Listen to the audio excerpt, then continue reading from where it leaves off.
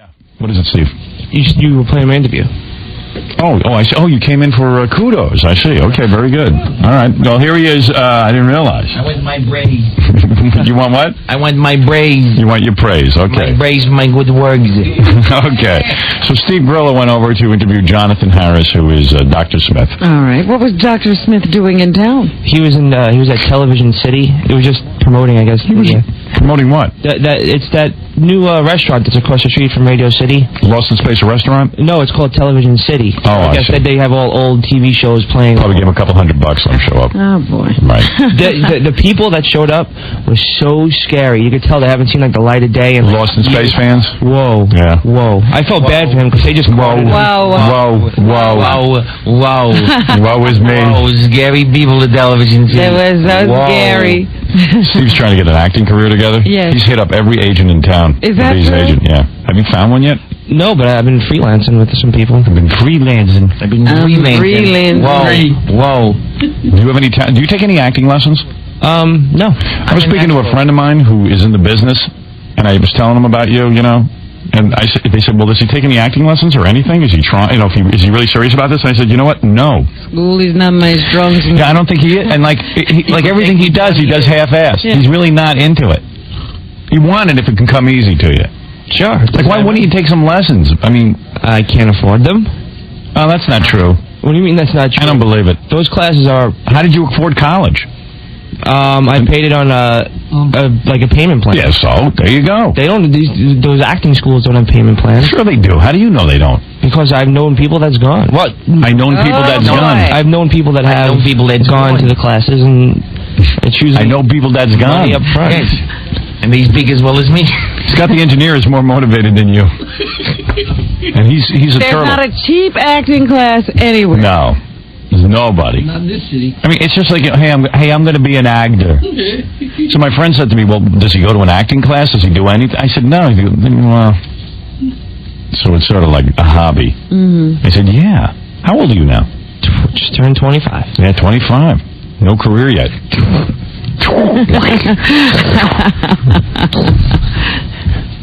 Whoa, 25. Oh. John, even you took some acting lessons, didn't you? Well, yeah, I went to a private instructor, but Right. HB is like so cheap. It's like Yeah. it's like $100 for for a whole semester. Yeah, he don't want to go. semester? Yeah, right, Rob? You remember? Yeah. I mean, this is what I'm talking about. He didn't research. He's out every night researching, but not acting. He's researching parties. He wants to party with actors. He I doesn't can't really be one. I can't afford it.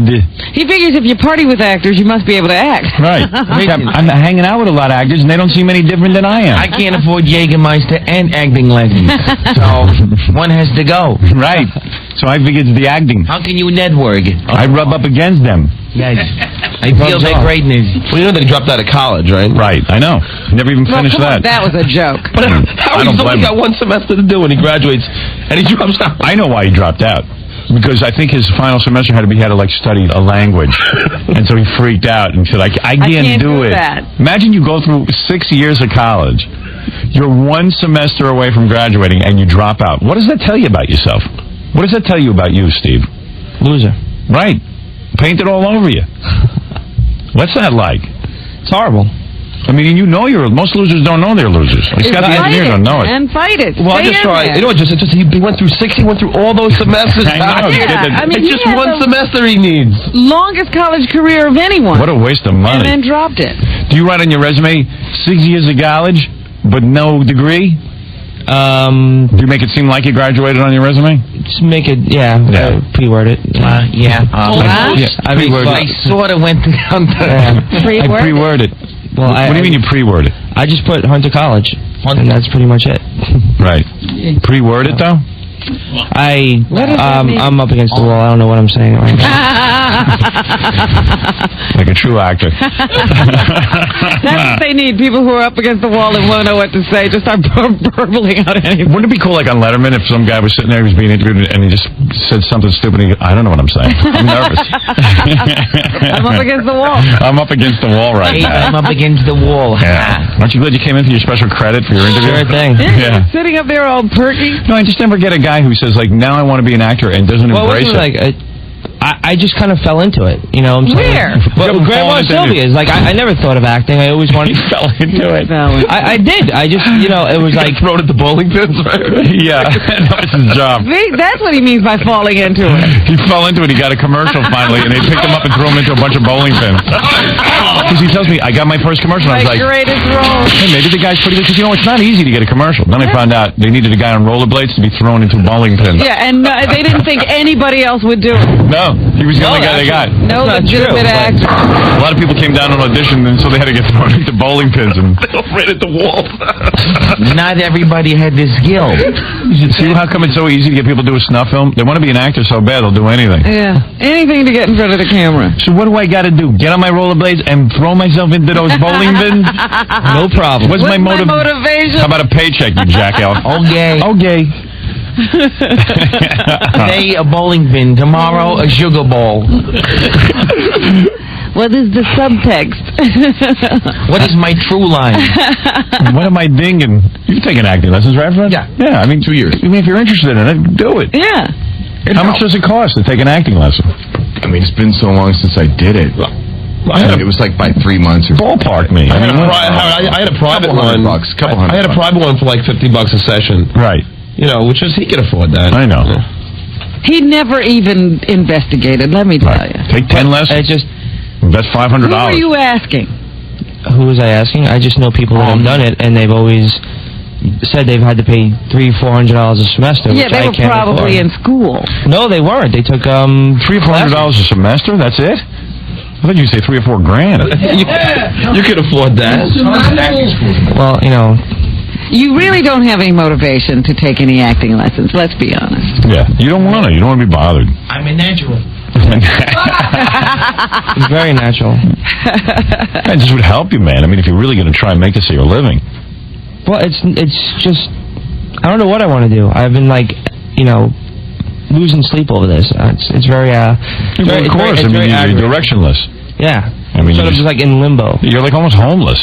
Yeah, pretty much. He's losing sleep over nothing. Yeah. Yeah. You have no career. Now you're an actor. Now you're calling yourself an actor. He's going for headshots. Don't ask. Yeah, that he can afford. Yeah. Acting lessons he can't. Wouldn't you rather just You know get... how long I saved up for my headshots for? How long? About 4 months. So you got them. So get some acting Yeah, lessons. and acting lessons you could have saved up for, but no. You're a slug. There's some chick who wants to meet you. She must be unmotivated. Come on in, Gary. Join the party. Wait, I'll get to the chick in a minute. It's just funny, Howard. Yeah.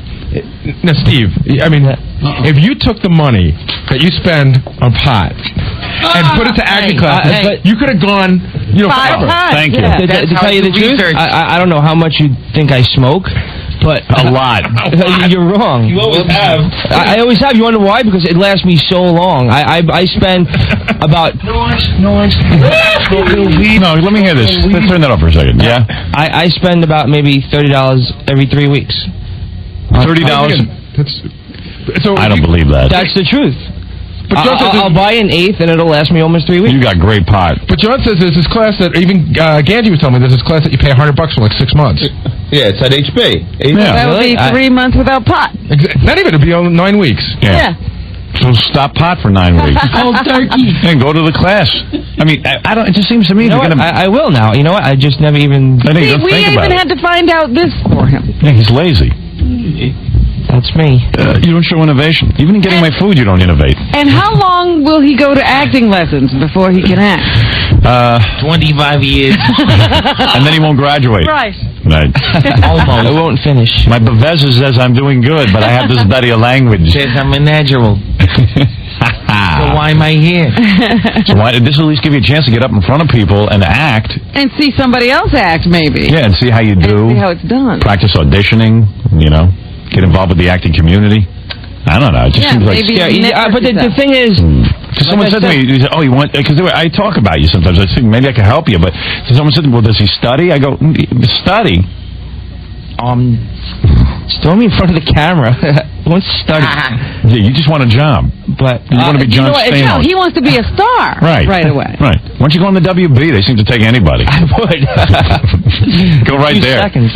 The The thing is, like, I never thought of acting. I always was more interested in the production side of what goes on. And you're not even doing anything about that. Don't do anything. But you know what? It's sort of the production side. He wouldn't know how to produce anything.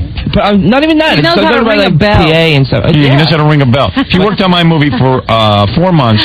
Dude, I learned 5 so months, much. and he learned how to ring a bell. And he's the guy who yells. What does he yell out? Why you done this, Ed? You'd hear that voice. I learned. Why you done this, Ed? And I got to tell you something. I could have been a lot better in the movie, but it unnerved me every time I heard, "Why you done the set?" And I said, I got in the movies, and I got that idiot yelling quiet on the set. Sound speed. Action. I mean, it really bummed me out. Like, I'd walk off the set and see him standing there. You know what he learned? Yeah. Gange is What good. to critique about other sets he's been on. Yeah, right. You know, the buffet on our first movie, Private Parts, was much better than this buffet. Craft services table here on location is not as good I as got the one this little in pot. the studio. They don't even have trailers. I thought Grillo would, tell me, hey, after your movie, I hooked up with some people, and I'm working on another movie. I'm going to be doing some, behind-the-scenes stuff. Right. Never happened. If he was interested in production. That's where I kind of really wanted to. Yeah, what happened? What went wrong? Why didn't you talk to Sue? Gambling Dan certainly has. Gambling Dan's now in the movie business. Yeah, I know, but I don't want to be a PA. Yeah, What do you want to be? Production assistant on the movies means that you have to put in 600 days on the job to get into the DGA. All right. Okay.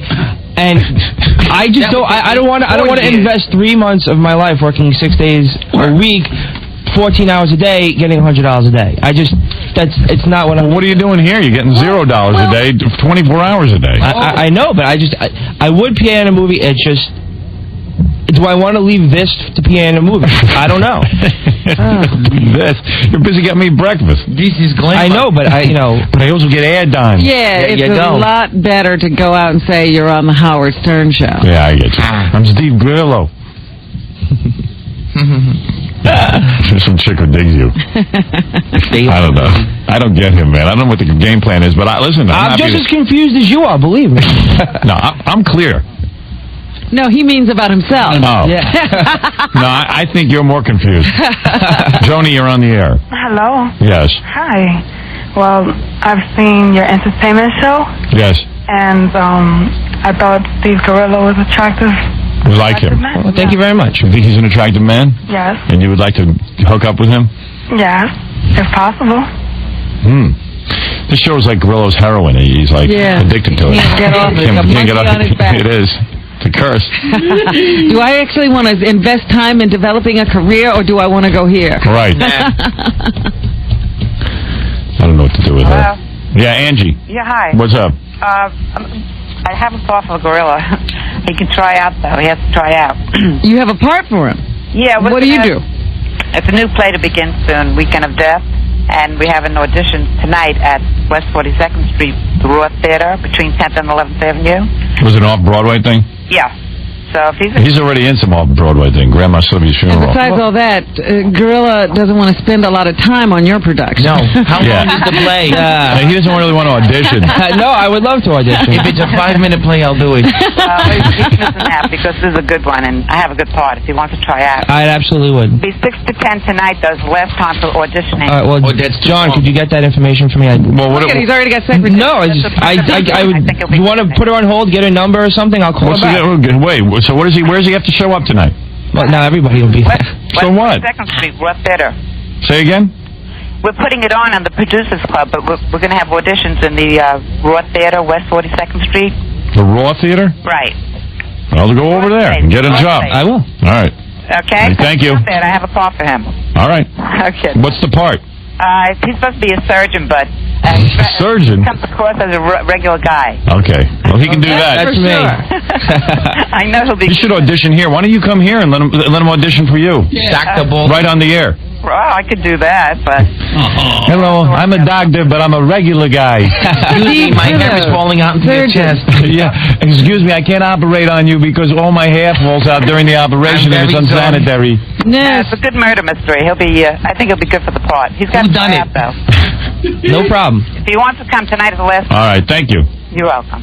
Nurse, Annette. I interviewed somebody. Ralph thinks Grillo's lazy. I mean, Ralph's lazy. Yeah, if Ralph is calling you Ralph. lazy, that's really bad. No, Grillo, don't Hi, get buddy. upset. What is it, Ralph? You know, he had a... Grillo, you there? I'm here. You had a great opportunity on that film. the people you were in with and the position you had, I mean, you don't even realize it. People would have killed for that position as a PA on that movie.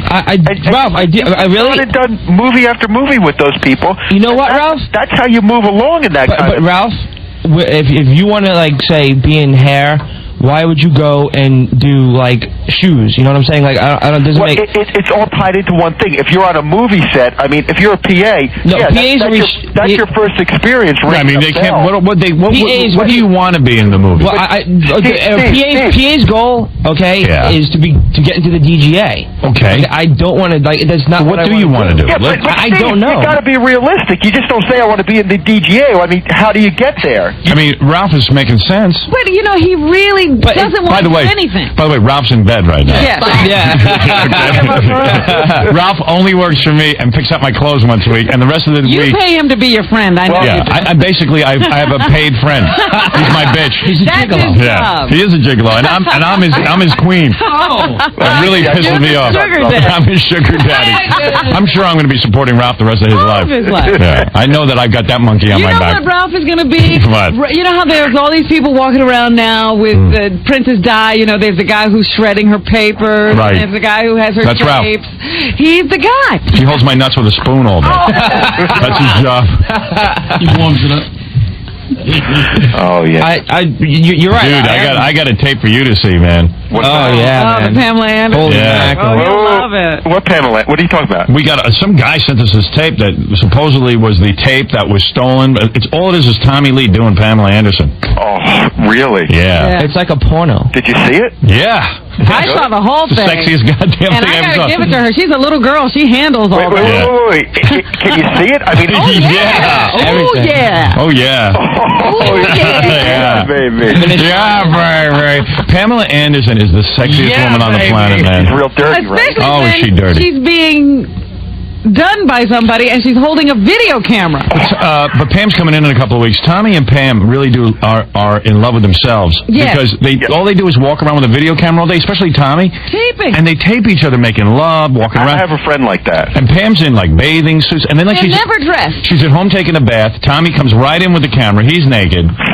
And sometimes he even puts on weird facial makeup and he just like he follows her around the house with naked. And you know, you really get all of his tattoos. It's almost like he's wearing clothes when he's not. Yeah. Got so much ink on him. Yeah, and Tommy is huge though. That's the only bad part of the videotape. Really? There's this one scene Got the biggest thing I ever saw. where he's wearing shorts. Yeah. And he can't keep it covered. No, he can't. It's really unbelievable. Those two are too good looking to have too much fun. Well, I tell you something. Like she's just hanging around the house, and like she has her hair up and no makeup and stuff. She looks like a dream. She's an angel. On a lousy video camera. On a lousy video camera with bad lighting. Yeah, they're not even trying. Yeah. You can understand why Tommy'd want to be in front of the camera, but Pam's in front of the camera all day long. Right. And she's got to come home to Tommy with the camera in her face, too. Yeah. It's like Gange. I think that's a different thing, though. All right, so anyway. He wakes up in the morning, it's there. Let's get back to Grillo. I'm lazy. No, you're not lazy. But Ralph, can I say something? Let him think. Let him finish. Go ahead. Grillo, you just don't see the whole picture. I mean, you don't know what to do. You got to. If you're in an environment where everybody's working and doing film work, you can see what you want to do. I mean, there's all kinds of positions that you're just seeing. You know what I mean? Yeah, like he had his opportunity. I want to be an actor all of a sudden. Yeah, I noticed that Gambling Dan made the most of every opportunity he had. Well, they love him. And they just kept giving him more and more responsibility. The entire time we were doing the movie, Steve got up to working the door. I'll bet you Gambling Dan ends up being a producer of film. Absolutely. I guarantee it. Oh, no, I think Dan's already got a great script going. Right. There you go. And you're still doing nothing. I gave you the opportunity of a lifetime. But that's not when you're saying I didn't make connections. I did. You did. You make connections. You don't impress anyone. That's you what know I'm a lot of talking it. about. No, I'm still. Like he calls Lenny Bloom, the guy who wrote my film. He calls him all the time. Not all the time. What good does that do you? What's Lenny going to do? He's not going to do anything. He's going to write a movie. What? You want to hear a great story? You know that movie that's out now, Boogie Nights? Yeah. The guy's first movie he did with Gwyneth Paltrow is called Hard 8. Yeah. The guy did exactly what Grillo does in a movie set, right? Right. And he started hanging out with the star of this movie he was working on, whatever it was. And he befriended the guy. He wrote a script. The guy liked his script, and he just made a movie. I mean, he was a PA. I opened the door up for Grillo. I tried. It's not. Listen, I'm not going to waste my door opening abilities anymore. You're too used to like you just expect, like, because you're around Howard and stuff, you just think it's going to happen, boom, for you. Like tomorrow, somebody's going to hire you to be an actor because you're on the show, and you. Well, it didn't happen for him. It's just not going to come from that. Right. Well, that's sort of where I got the idea. Although, if you want to talk about Ralph's more messed up than Grillo. Yeah. Well, yeah. Ralph's got a lot of talent. And he sits around watching movies and then correcting everything that was critiquing. done. Yeah, I'm totally unfocused. I mean, that's my problem. You sound just like Gorilla. But at least Ralph doesn't pretend to want to be an actor. Go ahead. I mean, I can see he's unfocused because so am I. But at least you're making a living. You know, he comes out of. I remember we went to see the last Batman movie together. Ralph says, they did that all wrong. Now, here's how it could have been fixed. I could have done it so right. Yeah, but you tell me why you don't do anything. Yeah. I'm working on my script.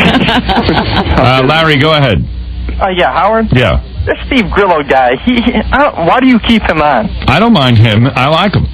I don't mind he stays here. I just feel bad for him. He's like, hey, Grillo, how does it feel to be Howard's slave for the last, how many years you've been on the show? Feels great. I got a nice apartment in the city. I got a pretty girlfriend. And then you drop out of college with 1 semester left? And, yeah, so, okay. I suck. Wait a second. You dropped out, Gorilla? Well, I didn't drop out. I can go back anytime I want. Well, when are you going to go back? He dropped out. You dropped out? I just chose not to go this He went to college for 6 years and then had 1 semester left and dropped out. Hey, Howard, he doesn't have enough money, I guess. Yeah. He's expecting you and Robin to fork him over more money. No, I'm not. You guys always do. I would never do that. Oh, shut up. You suck. Hey, Howard, let's get a sparring match with a ring and let me come down there and kick this guy's butt. Okay. Gorilla. Yes. Paul. You spent like 6 years going to school, and how much time do you have left? I have about 4 classes left. So why don't you just finish it and get that done with? Well, it's either I don't know. I couldn't tell you. You know why? Because they want him to take like Spanish or something, and he's freaking out. He thinks he's too stupid. He wants to be an actor. No, he just doesn't want to take any challenge in life. Dude, 1 semester of Spanish is freaking you out? It's 2 semesters of Spanish. So do it. That's do it. too much. You can meet some Spanish girl. Yeah. In fact, learn Spanish. It'll help you with your acting. It will help him with his New York accent. Right. Get rid of it. Hey, Howard, this is Paul from Boston. I'm an actor up here. I'd like to audition for Steve Grillo in New York. Hey, the bottom line is, one thing that I learned in acting school was, and I'm from Jersey, get rid of his twang in his voice. He's never going to get cast. He's going to be cast in The Nanny. Yeah, he's developed an annoying voice like you. And thank you. And another thing is, it's a reinvestment process. You got to put money into yourself. And what the heck is Grandma Sylvia's? Actors do that if they need extra money. That's not a real acting job. I never said it was. You know, you got to do stuff to get money, and you know what? You got to do a lot of freebies, because how are these agents? You just going into the office, they're not going to hire you. You have to do stuff for them to see you in. So you're working, huh, Paul? Well, yeah, I'm working for my 1-year-old daughter. I gave up the acting to take care of my daughter full time. Right. Homo. Shut up, Rob. All right. Everybody's gave up that found each successful other's career. case. He's a nanny. All right. Anyway, let me get to your interview with Jonathan Harris. Thank you. I don't know how we got distracted. Oh, dear. Oh, dear. All right, here he is, Jonathan Harris. It's short and sweet, but at least he was friendly this time. Well, good. Yeah, this is Dr. Smith from Lost in Space. Here we go. How you doing? Are you sexually active? Are you sexually active? Isn't everybody? Did you say, oh dear, oh dear? That's never anything that I said, but I will say, oh, the pain, the pain. Were there any homosexuals on Lost in Space? I haven't got a clue. Any homosexuals where you live? Do you miss John Denver? Yes, I thought he was a wonderful talent. A very unique talent and a very unique sound. Very sad. Thank you very much. Very nice interview. Well, that guy's voice is great. He says he claims he never said, oh, dear, oh, dear. Oh, dear, oh, dear. Oh, the pain. Oh, the pain. Oh, there you go. Douche. Why don't we turn the microphones over to Steve Grillo? Well,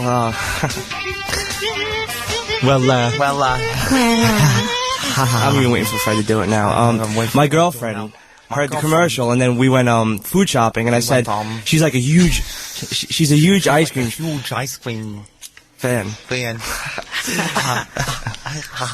So,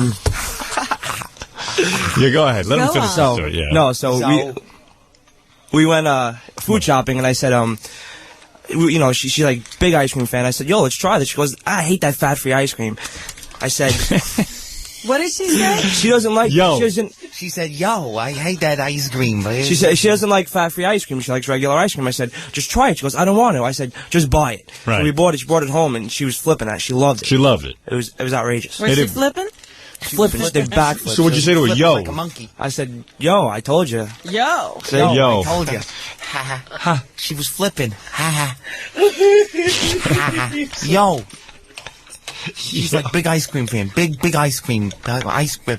Yo. So I said for her to pick, and then she said, but I don't like and then, well, yo. There you go. Just try it. Just try. I've never just try it as one word. Just try it. Just try it. Just try it. Just try it. Just try it. It's great. We get the wackiest interns. Where was it, Gange? Gange's still taking acting lessons. Is he? Yeah, you get the worst delivery I've ever heard on any human being. He really should be in the construction business. His father owns a fantastic multi-million-dollar construction business. And Maybe he's just grooming himself so he'll be a better executive. Executive. Forsooth, pick up that 2x4. So he's taking acting lessons.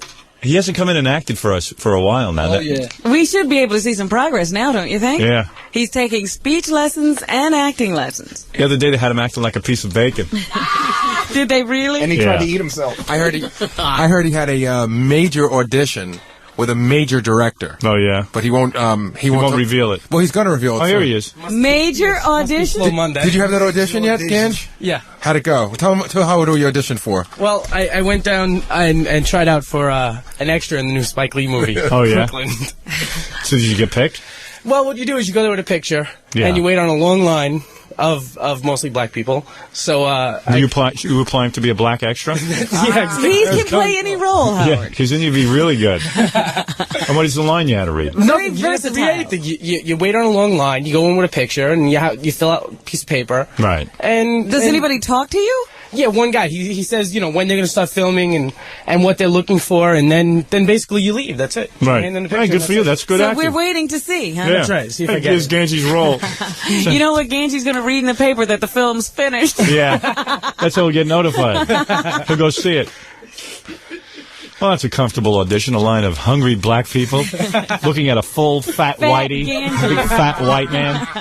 So what have you been acting lately? Just a lot of improv stuff. Oh, yeah? Like what? Like what'd you have to do? You know, we get up in front of the class and... We get up in front of the class. Get up in What front is of the this class. we? We're talking about what you did. I know, but I get up with another person. It's always one, and you act off the other person. Oh, yeah, It's like sort of what? Well, if you're sitting there Right. like picking on me, then I sort of go with how you're feeling. Right. So You you're know, like- improvising right now. Exactly. That's exactly what You're acting right now. This isn't really you. We're talking to a character. I'm acting, right. I see. Well, why don't you pretend you're a fire hydrant, and Jackie, you lift one of your legs. And pretend you're a dog. Pretend you're a dog and see what happens. No, but so what was the last scene you were in? What was the pretend? Well, I had one scene. It was that scene that I did here that last time. You know, I'm still working. you're gonna ting in there. Oh, what? You hear it? Oh, yeah. He's gonna, do you hear it? No. When you talk. It's like you got to gear up Yeah, it's before like- the words will come out. Yeah. It's like a whole, He sounds like he has an emphysema. yeah. Do you have emphasis? No. No? No, not at all. Do you know what I'm talking about, Fred? He has like a, I'm not sure. yeah. I don't talk like that. Stop. I'm talking like... I don't talk like that. I don't talk like... I thought that was Gange. I don't talk like that. Freddie, why are you picking on me? I'm not picking on you. Freddie, you're picking on me. I'm picking on you. Freddie, you're picking on me. Freddie, stop picking on me. I don't talk. I'm not Why are you calling me sensitive? Because you're sensitive. I'm not sensitive. Are you sensitive? Wait a minute. This is something he learned I'm in not acting getting class. angry. You're getting Oh, yeah? angry. I'm not getting Confrontation. angry. No, Yeah. I'm not. No, I'm a little angry. You're a little angry. But you're angry. No, I'm not angry at all. You seem angry. Nah, see. Do it. Answer him in his voice. I'm not angry at all. Okay, you get up on stage, and what did one guy be? What is he? We just like riff off each other. Well, tell me what the scenario was. There is no scenario. Sometimes they come up with an activity, All right, but give me the last activity you were in, you moron. I went up with some French guy who's in the class. He's got a real thick accent, and he sat down. I don't have an activity yet because I'm still new. So he gets up and he's writing a letter in French to whoever, and I have to sort of play off what he was doing. He's sitting there. All right, Fred, you be the French guy. Where is Moses? I can't even understand what you're saying. What's that? What are you saying? I'm reading a letter, Fitzo. Fatso? Fitzo. Fatso, you calling me fat? I'm calling you fit. You're calling me fat. I'm calling you fit, Fitzo. What about your accent? What about my accent? You have an accent. I don't sound like I have a snail in my nut. Like you all the time. I can't understand one word you're saying. You can't understand one word. You're trying to get the food out of your ears. Food? Oh, so you're saying I'm fat now? Oh, wow. Look at Gange acting. Gange's acting. So far, the only thing I figured he knows how to do is act angry. This is one emotion. I believe you're one-dimensional. So now what did they teach you? You have to confront? Yeah, it's confrontation. I see. Okay, very good. And do you notice that what he has to do is restate what everybody says? Because he has no ability to create anything. It's repetition. That's what we learn. Oh, you learn that. You learn that Fred will create all of this dialogue and you will respond to it. Yeah, you don't have to think of anything. You just repeat what Fred says. Right. But he's been doing that back in the office with the other interns. He's been doing that with the interns? Yes, so whenever you walk into the office, Gange is involved in one of these things where, you know, they'll say, Gange, you didn't take out the log this morning. Right. What are you saying? I didn't take out the log? Is that what you're saying? Oh, does he think he is De Niro? Especially with John, he gets so pissed. You talking to me? You talking to me? You must be talking to me. I'm the only one here.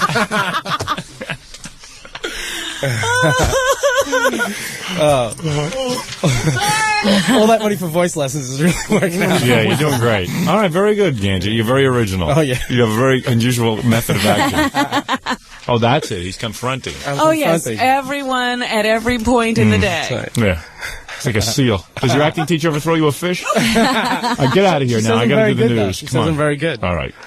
They say you're good? Yeah, they say I'm Wait, really you pay good. your bills on Did she time? say you're good? Yeah. His father pays up right on the first of the month. Hey, you're very good. You're an excellent student. You're going to need to be here for life. All right, Gange. Very good. All right. You're doing great. She's really paying off. Spike Lee rejects you. That's some acting. That wasn't acting. So what are you saying? I'm fat? I mean, he's never done a scene from a play. They won't even give him an activity yet because he's too new. Well, what's an activity? You mean like a the dialogue? French guy had to write a letter on the stage. They won't even let him. Give Gange an activity. He's too stupid. It's not he's too new. How hard could it be? Any situation they throw you could invent something. They should have him walk and chew gum. Oh, my goodness. Acting lessons. He's too new for an activity. His poor father. What he must be going through. The kid's almost 30 years old and he's still an intern. Douche. And accept my zebda. Accept my friendship, love, and loyalty. Now pull my pants down. No, he showed it to me, and, I couldn't talk about it on the air, so it was killing me. It was the stupid... I was in the men's room. I'm taking a leak.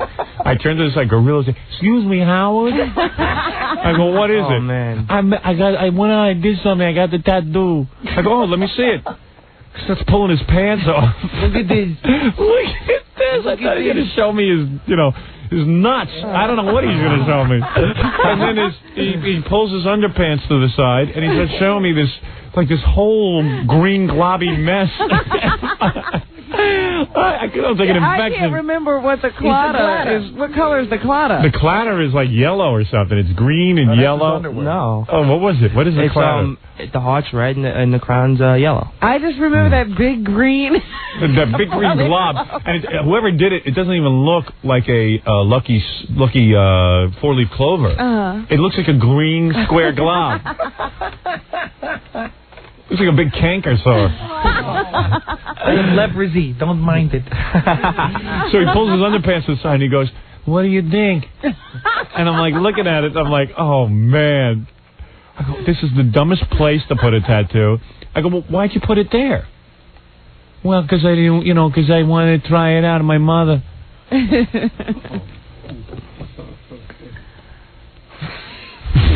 This is really, it's just really ugly. I don't care. And then when you pull your pants off in front of chicks. I wish you'd got the giant Indian. That would have been great. The full Indian. That would have been cool. Dude, you know, when you're putting something permanent on your body, I've been thinking about it for 39 years. I'm going to wait at least another year before I do it, just because I got to make sure it's the right thing. But it's not retarded. It's not in plain view. Dude, I'm not walking. But the point is, you wanted it in plain view. You got it. I didn't want it in plain view. You did too. If I wanted it in plain view, I would have got it on my arm. Yeah, but you didn't want to because you didn't know if you liked it. Yeah. So your logic was, I'll put it down by my groin to practice or something. The whole point is, like, I don't walk around without my underwear. Hey, you know what? Put a microphone out on the street. Let people go look at Grillo's tattoo. I want you to show it to people. See how many of them laugh. See how many of them laugh. Seriously, did you see it? When did you see his tattoo? He showed it to me pretty early on. Yeah. I just a couple of people have been calling. Yeah. Saying the clatter stands for loyalty, not royalty. Oh, loyalty. I don't know if that's true. He doesn't even know what it I gotta take it off now. Why would it say? I thought it was loyalty. Why don't you tattoo your IQ on your arm? Just put a big 10. I'll tell you one thing about it is it looks painful. Yeah, it does. It looks like, ugh. It looks like it hurts. Yeah, it's the toughest spot to get it, too. Yeah, what a man. I'm a devil little monkey. You're crazy, man. You're crazy. Your mother's right. Yeah. At least if I don't, you don't like it, fine. And everybody else thinks it's stupid, so I don't have to go walk around and show everybody. No, it's not in plain view for people to see. So what's the point? What? You wanted it to show. The point, I like it, okay? It's on my body, and I get to see it. Okay. Hey, take it easy, man. Don't have a breakdown over it. Maybe his girlfriend likes it. Yeah, oh, sure she does. Place to put her gum.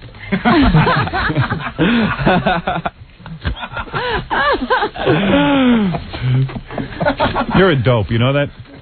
Your mother's right. You're dopey. I don't know what you're doing out there. And where'd you get that artist? That thing don't even look like a four-leaf clover. I can draw a better four-leaf clover. It doesn't look like a four-leaf clover, Robin. Well, like I said, I remember a big green It's glob. a globby mess. Poor mother. No wonder she had to have a drink. Jesus. Poor woman. How many beers you say she does a day? On estimate? Yeah. At least a 6-pack. Wow. Really? I don't blame her. God bless that woman. Putting up with the likes of you. What are you going to do when you go bald? You ought to tattoo your head. There you go. Put a big Indian headdress on there. All right. Sitting Grillo.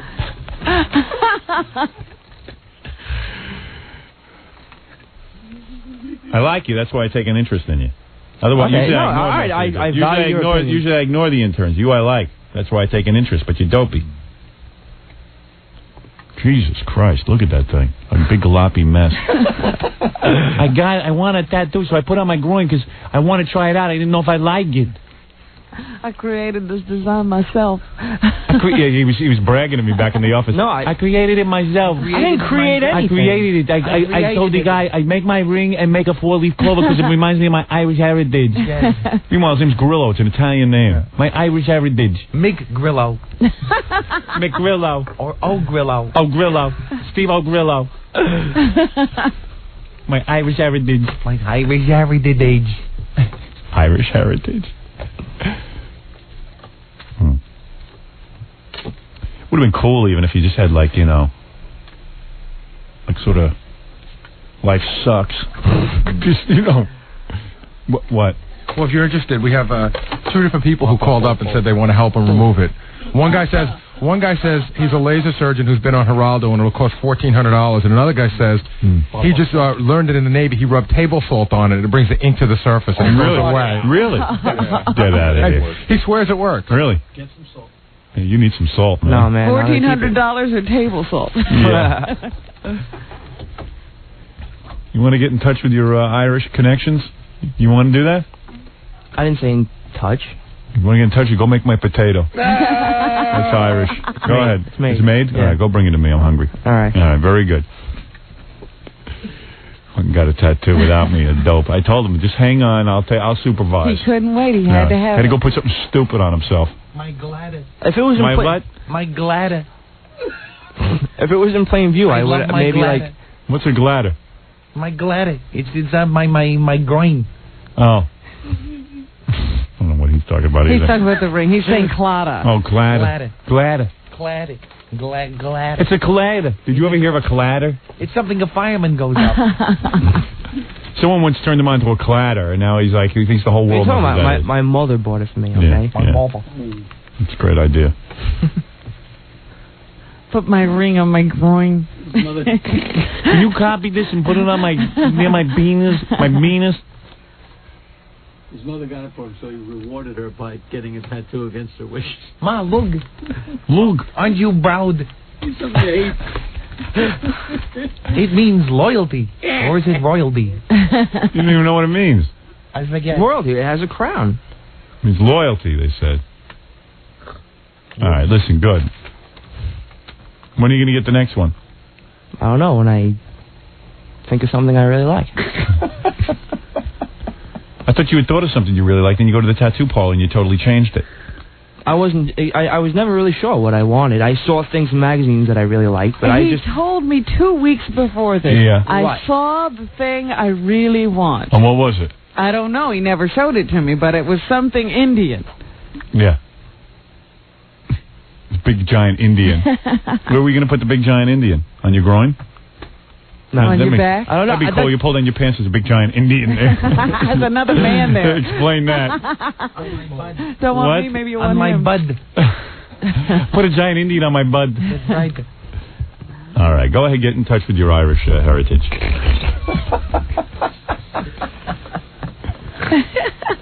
All right. Why don't you get your girlfriend's name? I could dump her in a second. No, I wouldn't. No. Because you're not serious about her, right? No, I love her. Mm-hmm. But it's permanent. Do what Jackie has. Do the woman's private parts under your armpit. That looks good. All right, we gotta take a break. I can't talk about your tattoo all day. I gotta take phone calls next. We'll be back right after these words. Douche.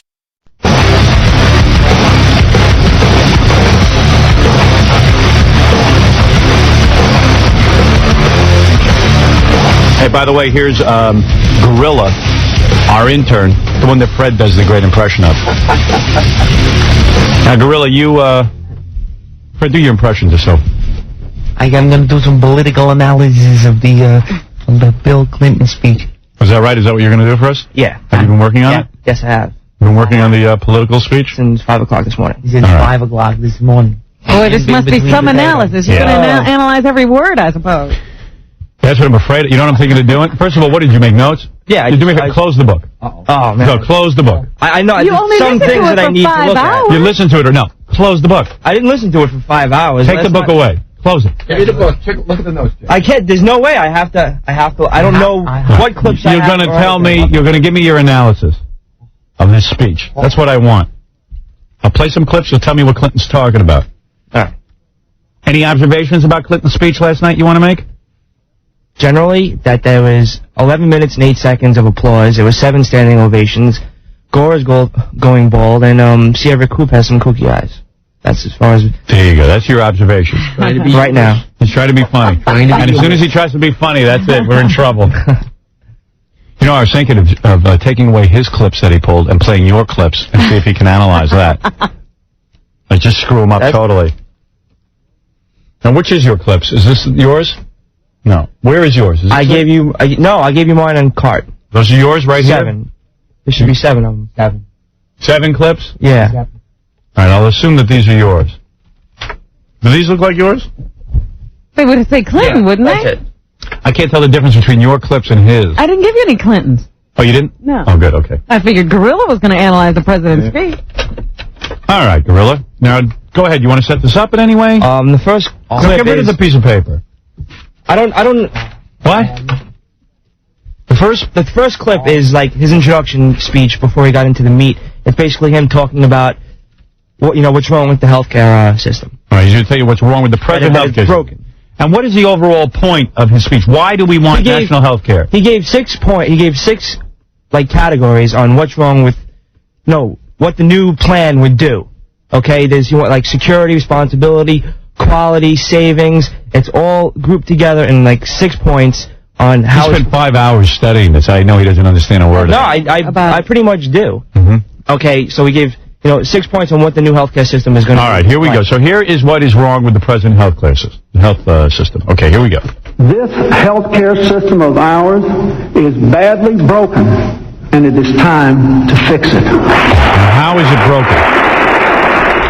How is it broken? Well, there's people that have healthcare systems, that have good jobs, that have a lot of money, that are able to afford good healthcare systems, and there's people who have mediocre jobs that can't afford as good systems, or that don't have it. Healthcare. Healthcare, and that don't have it at all. All right, okay. All right, I get you. Health systems. All right, now what is this clip 2? Clip 2, I believe, that's Clinton explaining. I'm not even sure what clip 2 is. Play it and I'll explain it. Well, I guess you're getting into the problem, the meat of the speech now, aren't you? Not yet. No, this is still. No? Okay. Clip 2 is, no excuses for the present healthcare system we have. No, there's no excuse for it. Okay. There is no excuse for this kind of system. We know other people have done better. We know people in our own country are doing better. We have no excuse. My fellow Americans, we must fix this system, and it has to begin with congressional action. So explain to me. So if I pay more money, everyone will have health care? Technically, yeah. And what kind of health care will we get? What kind of health care? Wait a minute. You haven't heard anything from the president to tell us what he's doing. Grillo is analyzing the speech, and you're taking him in another direction. Because the direction he's going in is sinking. Now, how will I want to know about health care. He still hasn't told me anything. Okay, that was the direction I'm taking. That was preliminary. Yes. That was his, introduction part of the speech. All right. Now, tell me, what does that happen? Tell me how it works. Let's say I give the government more money. He's proposed that everybody will have equal health care in the country. He said that he's going to give everybody... Is it going to cost Howard more money? If you're paying, yes, your premiums will go up right now. He plans to have what premium? The premium. What is a premium? Tell me what a premium is. Your premium is you have an insurance company, you have a health plan, okay? Each year you pay a premium. Right. Those premiums will go up a small amount right now to help provide for the people that don't have health care. But what is the premium? Just discuss that your premium is your annual. How much do you have to pay? Depending on how much you pay right now, it'll go up a certain percent. Oh, I see. So a percentage will go up. Is that true? I don't know. I thought that you had to pay it to the government. What do you mean? You have to pay your insurance company more money? What happens under the... Well, I don't want to analyze... No, wait. Is he got that right? I mean, because that's mind-blowing to me. You mean I have to pay more to the insurance company? No, there's going to be no insurance company that you're paying to. There's going to be regional little health care plans that will be regulated by the state. If you are employed, I'm not supposed to do that. I know, but why is he completely wrong? But who do we pay our money to, Grillo? All right, no, wait a second, hold it. Okay. Let me from what I understood. Yeah. Okay. Yeah. Is that everything will be normal right now. You'll have if you have a doctor, you're going to a doctor right now. Right. You could stay with that same doctor. Okay. Okay. Right. If you don't want to stay with that doctor, you can go to another one. Right. Okay? Yeah. Gotcha. That's totally clear. So in other words, I can choose any doctor I want. Exactly. Now. Exactly. So you don't have to stay with the doctor. Now, who am I paying this money to? Am I paying it to the government, or am I paying it to my insurance company? You told me I have to pay more money to the insurance company? He didn't say anything about not having an insurance company, so that's what I'm assuming. All right. Because the way I understand it is we will pay more tax dollars. And for those who can't afford... There will be premiums to be paid by people who are self-employed. Right. You will have to pay a premium. If you are employed, it'll be an 80-20 split. Your employer will pay 80% of your premium, and you will pay 20%. Oh. And from what I understand, that if you have a small business or if you not covered by a company, that you will be given subsidies. That's one thing that I had to ask Stuttering John about. I didn't know what subsidies was. You went to Stuttering John from here? Yeah. What is a subsidy? Subsidies is money. That's what John told me. He said it's money. This guy's a college graduate. Subsidies is money. I don't understand. What, do colleges just let anyone in now? I guess. Yeah. And everyone's allowed to pass? How do you think he writes book reports and stuff like that? Yeah, Stuttering John. Oh. But, obviously he's getting passing grades. He goes on to his next year. Oh, yeah. You're going on to your next year, right? Well, yeah. Yeah. It's not like you graduate to another year. You just keep taking semester after semester until you graduate. You haven't plugged any But courses. you haven't plugged the courses. No. No. That's got to be an easy college. Because you sat with this speech for how long have you been analyzing? Well, I watched it once, but College has become a place. And I took notes. College has become a place you're coming out of the rain. Other than that, there's no reason to go. All right. So, okay. Wait for him to hang out in the afternoon. So what you've told us is that Clinton is proposing national health insurance. Now, I presently have health insurance. But you're saying I will pay more money. He doesn't know how much. See, let me explain something to you. All my life, I've been under my parents' plan, so I don't know how health insurance works. All I know is when I'm sick, I go to the doctor, and they do what they have to do. You're not curious how that works. From what I understand from my dad's job, that there's a health insurance plan. And how old are you now? I am 21. And you're still on that plan? Only because I'm going to school. Right. And after you get out of school... I'll be screwed. Because you have no means of income. Exactly. I have no means of income, and I won't be covered under my dad's plan anymore. All right. So what is going to happen to someone like you? I will be stuck without health care insurance. No, but what is going to happen now under the new Clinton plan? Now that there's a new plan. I will be... Yeah, all right, I got this here. Just tell me. What? Clip number 5. You've studied the speech for 5 hours. Right. Give me some information. What will happen to you? I will be grouped into... I'll be put in a pool with 20-year-olds, middle-aged people, and old people. A pool. Yeah. That's what he said. You're going to be put in a pool. And you pick out of a head? Like with water? No, and it will be grouped. I will have to pay a certain amount of money, but I will be covered under everything.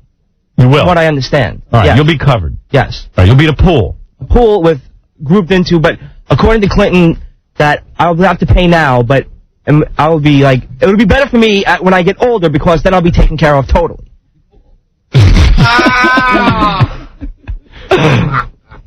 Oh, man. I haven't learned one thing. Well, I'm glad he spent 5 hours. Oh, man.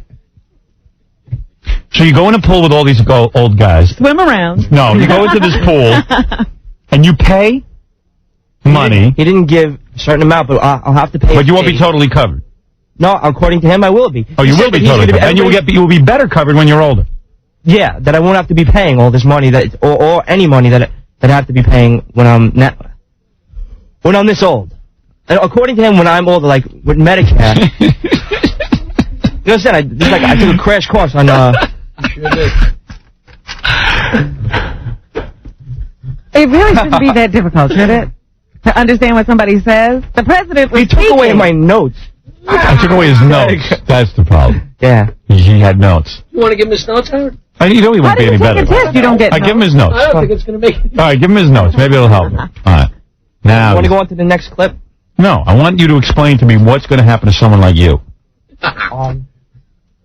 That's what I want to know. I'll give you a chance to get your notes.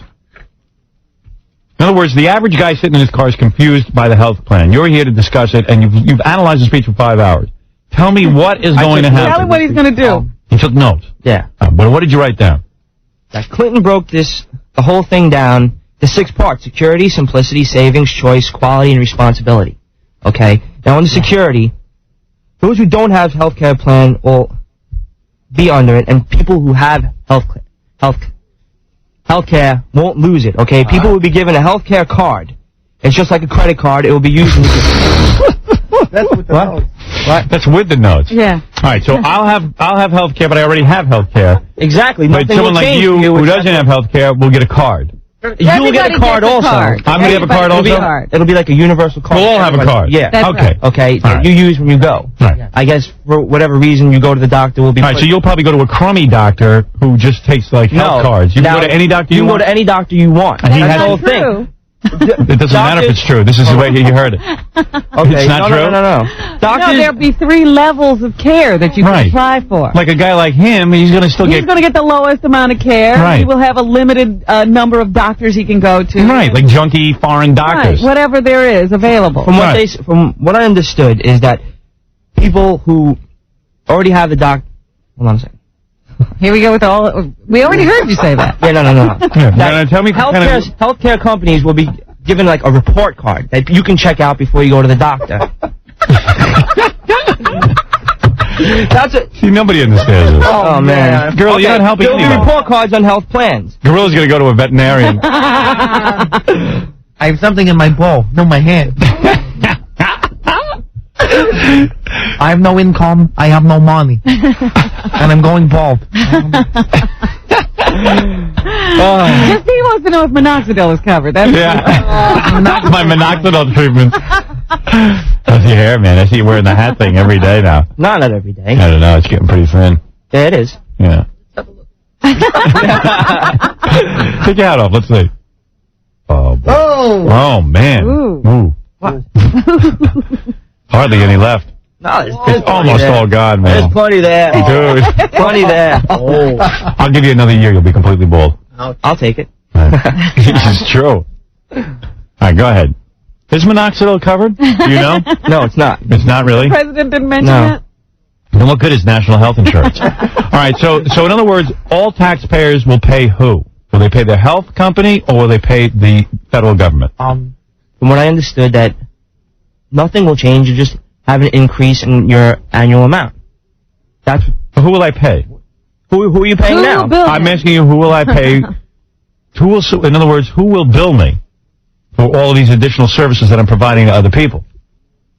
There will be an increase in your annual premium. It has to go somewhere. Right. Yeah. So everybody, there'll be increases in certain places. All right, so I will pay more to my insurance but company? you got to understand, there's also Robin, can that be true that I'm paying more to my insurance company? It's supposed to be a government program. Yeah, how does the insurance company? Why would you pay it to the insurance company? Yeah.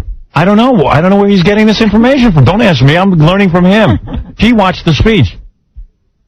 From what I understand also, that there's the people who aren't covered. You haven't gotten one thing right, Robin's saying now.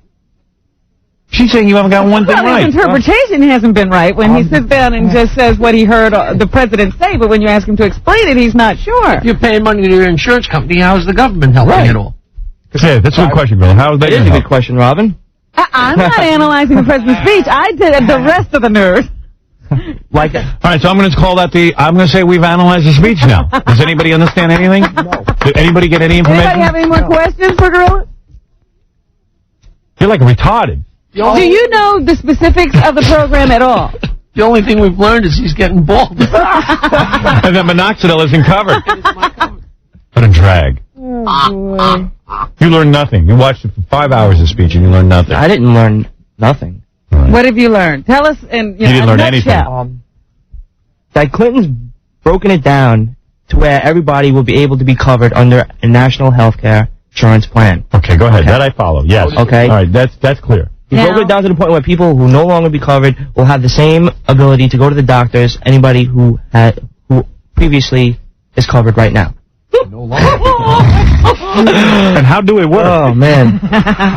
So let's say the homeless guy will have a health card, right? According to and he can go to any doctor he wants. What? According to him, yeah. Well, he could go to the Mayo Clinic if he could go to the Mayo Clinic, a homeless guy. He can walk into my doctor's office, the one that I have to pay a fortune to. He can walk in there, and the doctor has to take him. If he needs to go to the doctor, he can go to the doctor without being any doctor. Any doctor. He didn't get into that. He didn't. All right. Okay. Well, all right. Thank you. All right. There it is. Gee.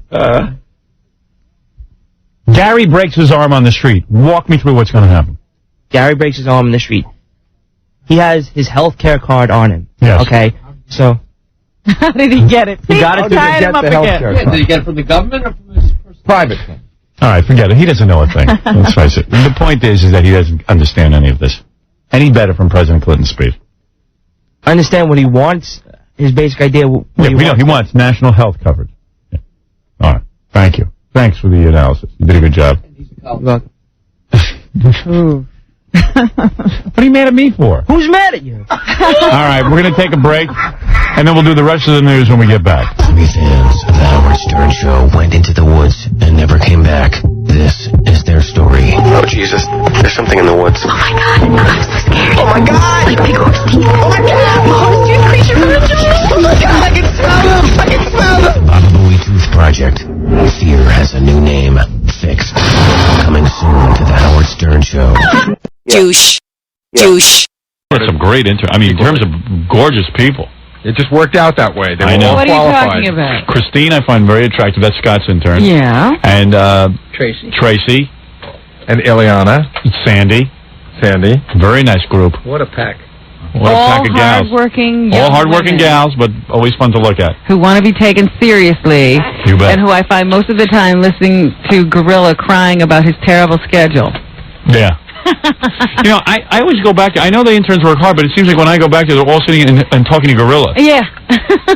And Gorilla's in there whining about how hard he has it. Oh, I just can't get any sleep. Of course, everyone says, well, then you work for free. What? And why are you doing it? And I have no money. Yeah, but how can anyone feel bad for him because he's doing this voluntarily? I mean, why? I used to. Every morning he's giving a sob story, and they're in there listening. But how can they listen to that? Because the fame is a drug. I know. That's what it is. Yeah, it's like they want to be on. And they're all saying, I understand what you're saying. I can understand that. It's very funny what goes on. I'm going to lock them all in a rubber room. This is a rubber. Show him on the air to complain. I'd like to hear that. Yeah, because he's laying in there. You know, he's always at your desk. Right. You know, because he's on a power trip in the morning. So Yeah. he goes and sits at your desk and leans back and puts his feet up. Not your desk anymore, Kathy Tobin's desk. Yeah. And he puts his feet up, and he has the lights out, and he's talking to them in the dark. Where's this?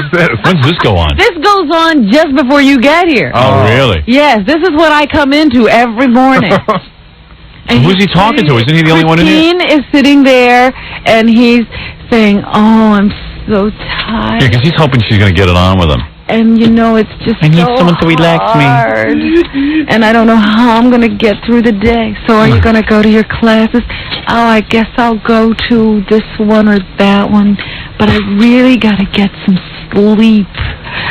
Yeah, you know what it is. He's trying to get it on with Christine. Yeah, he's I didn't know got such Christine a was here that tough early. life. I didn't know she was here that Well, early. rarely. All right. The other day I was watching Grillo in action with Christine.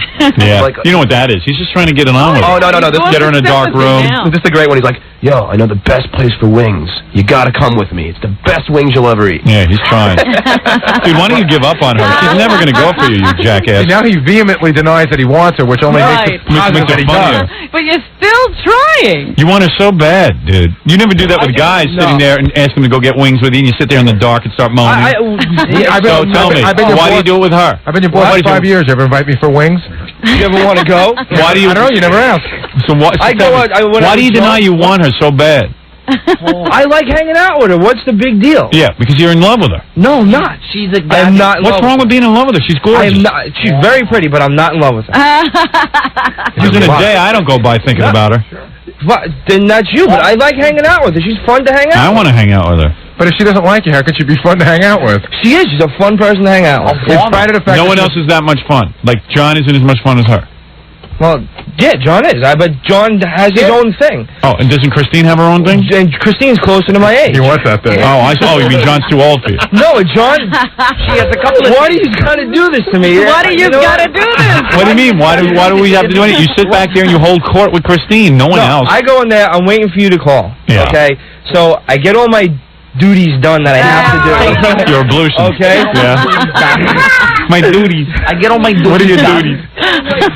Yeah, you get your duties done. Believe me, Howard, on the days that Christine is not here, the lights are on and he's sitting up reading the newspaper. But on the days that she's here, he's laying there in the dark whining. You're such a liar. You're such a loser. I want you to make her like her and ask her out on a date. Why are you playing games? You know what? I learned something early on. I'm not playing I'm going to tell you a story that happened to me. I was in college, and I found out from a friend of mine, a girl. This girl was roommates with another girl. This girl was the campus goddess, okay? She comes up to me and says, she really likes you. She's attracted to you. I go, you're kidding. And none of this ever happened to me. I go, you're kidding. So I wouldn't even go up to her. I'm playing games. And you know what I did? I knocked on her door. And I said, I'm taking a survey for the school. And I started playing all these games. And she said to me, you know what? Why are you playing games? You know I like you. You heard I liked you. Why are you acting like you're conducting a survey? And you know what? She threw me out of the room and never talked to me again.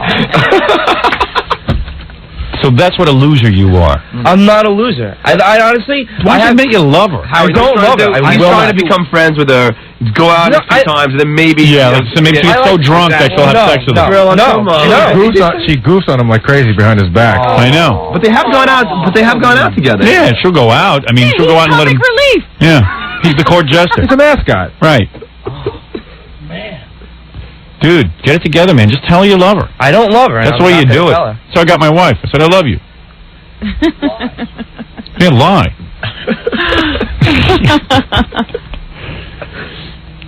You're good for her, man. She can rest her beer on your bald head. Oh, God. Where is she? That he doesn't think is funny. I don't know. She's been coming in sporadically. Oh, so she's not even here today? Yeah, she's not here. I think she's here. You would know Grillo if she's here. No, she's here. I don't know where she is, though. No, I know where she is. Where is she? Let me get her. She basically ignores me. She's too busy hearing Gorilla whine. Oh, my God, whine.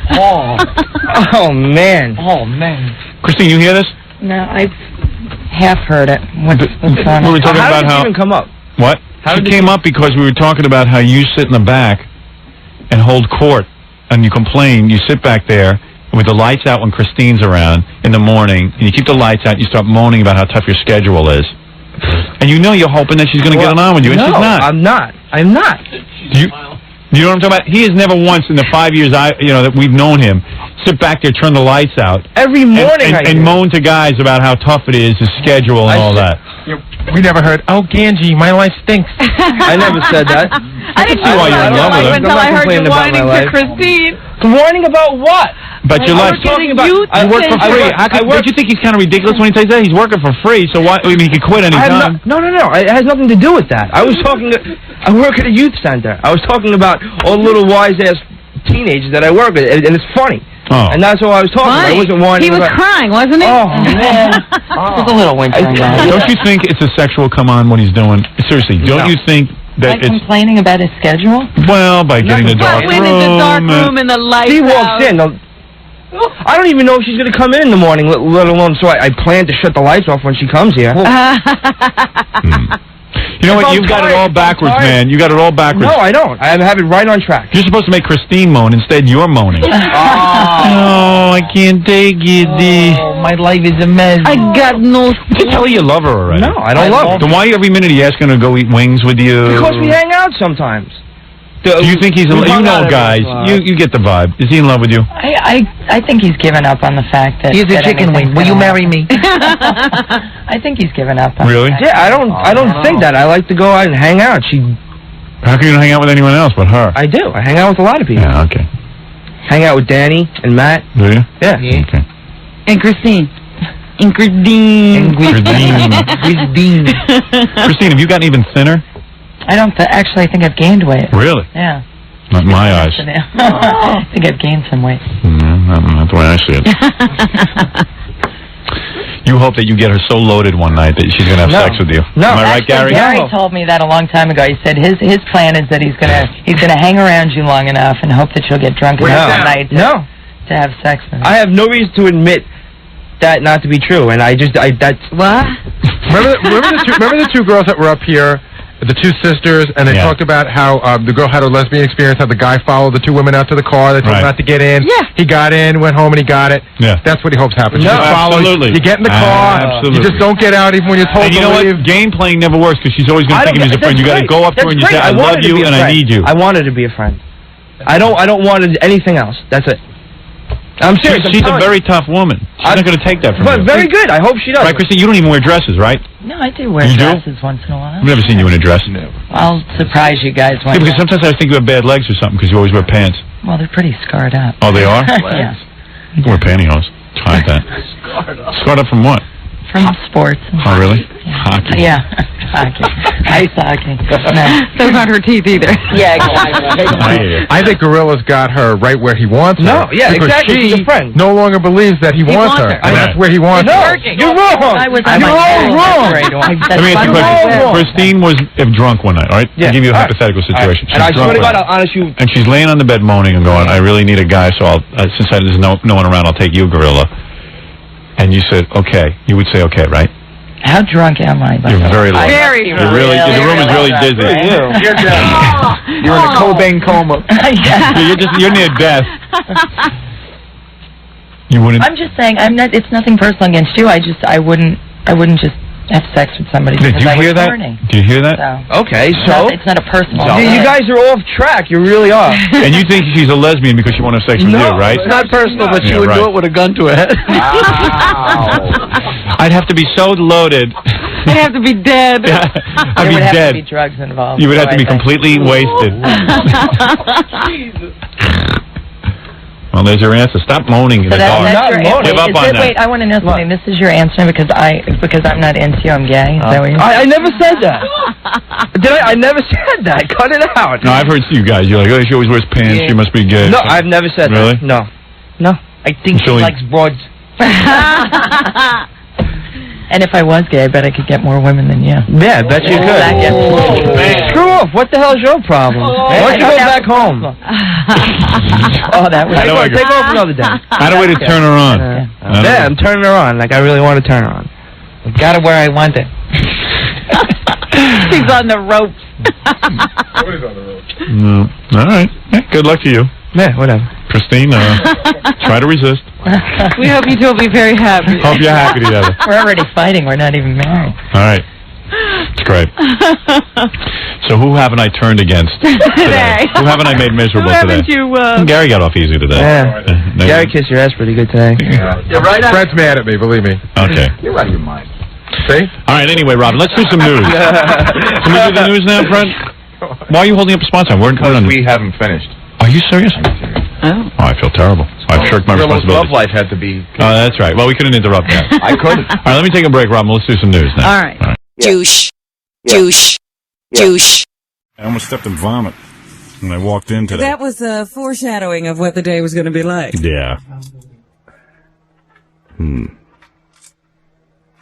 walking into the building with Gorilla. I go, what? I can't hear you. I say, I can't understand what you're saying. And then all of a sudden, I step in the vomit. You didn't step in it. Well, I just missed it. I said, well, if you see vomit and you see I can't hear you, why don't you just, like, say something loud? You know, you're a retard, Gorilla. You're not going to Cleveland with us, are you? No, I'm not. He's been carrying on all week. I have not. Well, that's the reason why. No one could hear what you're saying when you're carrying on. He answers the phone. Our program director calls. He goes, "Hi, this is Gorilla. You know the guy that's not going to Cleveland?" I did it as a joke, and he's like, totally like... This is a joke. He's totally, he's a joke. It's like it's a joke. You don't even need me in here. What? You don't even need me in here. You don't even need me. We don't have any seats. We don't have enough. All right, no, it's no problem.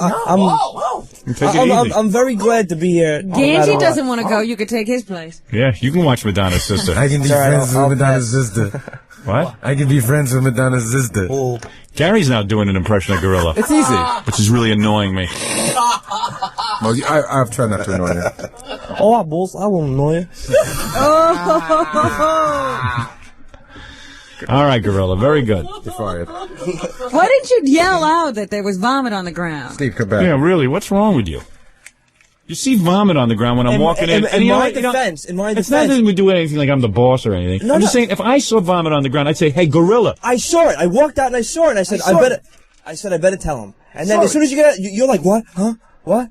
What? And I said, No, Gorilla, let me tell you something. I've got pretty good hearing. I'll tell you why. I could lay in bed in my house and hear the baby crying with 65 doors closed. I hear everything. Believe me, I've got good hearing. That's one of the things God blessed me with. I might not be pretty to look at.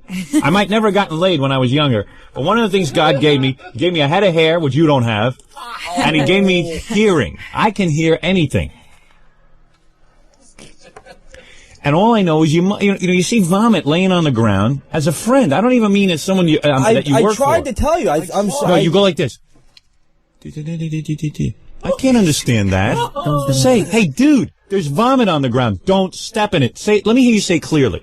Hey, dude, there's vomit on the ground. Don't step in it. That's how you talk. Like a human being. You don't mumble. What are you, trying to show me how tired you are? No, not at all. You ever hear of a guy named Sir Walter Raleigh? No. Let me tell you a story. You never heard of him? You never heard of Sir Walter Raleigh? No. I'm going to tell you a story about him. When a woman was walking in the street, and when he saw a pile of vomit, he would put his coat over it. You should lie down in that vomit and let me step on you. Sir Walter Grillo. Sir Grillo. I'll lay down in the vomit. Wait a minute. You know, the streets of New York are so disgusting that if you see vomit, it's perfectly fine etiquette to yell out, "Hey, there's vomit." Yeah, you don't have to be polite at that moment and not yell. Yeah. At this Rather point, you yell than he step and vomit. Yeah. Or just rip out the few remaining hairs on your head and throw it on the vomit so that it'll. It's not enough. It's not enough. Yeah, that won't cover anything. What are you wearing, a hat today? Let me see. Take off your hat. Let me see what's doing on your head. My hat. Oh boy. No, he's got hair. He was explaining the process he had done the other day in the elevator to someone. It's really attractive hair. Well, it's his hair. I have pubic hairs that look nicer than It that. looks like that's what they transplanted. Whose hair is that on his head? It's the same color, right? You know what's funny too, because like the hair that he's growing his hair long, Yeah. but the hair on the top of his head doesn't grow long. So he's got all short hair on top. And then I've been wanting to cut it, but I don't have the money to go to the barber. He is. You got to, Howard. You have no idea how poor he is. Maybe you ought to quit this job and go get a real job at this point. You're not getting paid here. I love you. I think you're great. But this is crazy. You don't have money for a haircut? He didn't have money to eat. I don't want to go and bother my parents. So they like. You're his new parent. They can't see I don't know. your I don't want money. I know. I go through. See how you're talking loud now? That's how you talk when you see vomit. I go through dry spells. Sometimes I don't have money for a long time, and then it all comes in, and I'm good for like a month and a half, and then it goes for like 2 or 3 weeks, and then comes back in. It comes. It's in like spurts. the water. It comes and goes. Sometimes I have it, and sometimes I don't. And honestly, that's the way it's been my whole life. So, you know, You're kidding. that's the way I refuse to, like, I don't refuse, I just don't want to. We had Nathan's delivered here the other day. He took 5 Nathan's hamburgers home in a bag. In a bag. No, I wouldn't. Like but grocery He shopping. takes stuff home like if somebody sends you as a goof, somebody sends me toothpaste or underarm deodorant. Yeah. Oh, I could use this. Well, give him all the stuff then. I do. Well, We give why is everything. he taking me to lunch if he has no money? You should have got your hair cut with that money. Yeah. Well, you've taken me out a couple times. That's I like all to pay right, it back. Gorilla. She's I'm not looking in, for a payback. In bad straits. So that's when I had money. So when I have money, I like. And you to know do what things happens, like little dude, when you start eating badly, your hair falls out. Your nutrition is the. There's the answer. Yeah, you're not kidding. Somebody sent a piggy bank yesterday that had about probably 40 cents and pennies in it. It was, and he took it. He said, "I could use this." I took it because it was a joke. Everything's It was a like- joke. Meanwhile, you took it. I'm not gonna bust it open and use the pennies. Hey, what do you need? You want 20? Here. No, Yeah, how no, much no, is no, a no, no, no, no, no, no, haircut no, cost? no. Yeah. You want to go get a haircut because you're embarrassing me. I'm serious. I thought you were just growing your hair long. I didn't know this was. No, because I you haven't didn't got have money one for a since haircut. March. You want to go? Well, here's $100. Here, take $100. No, please. Here, Don't get it, please. No, it's no, no, pathetic. no, Here, no, no. here, give him that. Give it to him. Just I can't stand them. Get out of here. Go to Edward Tricomi or something. Go to Tricomi. I'm not looking for that. I'll be Just getting do me a one favor. Now you got $100. Do me a favor. Next time you see vomit on the street, just warn me. Maybe I tried to warn you. I'm sorry if you did not hear All right, me. thank you. Try and talk loud and in an intelligent voice. Yeah, you did good on the telethon today. Now get out of here. Don't step in the vomit. Don't step in the vomit. Can you say it now? Let me hear you yell out. Don't step in the vomit. Don't step in the vomit. Good. Very good. Nitwit. Never saw. You know, there's something wrong with him.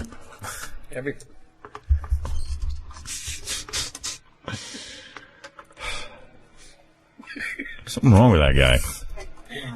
He's funny, though.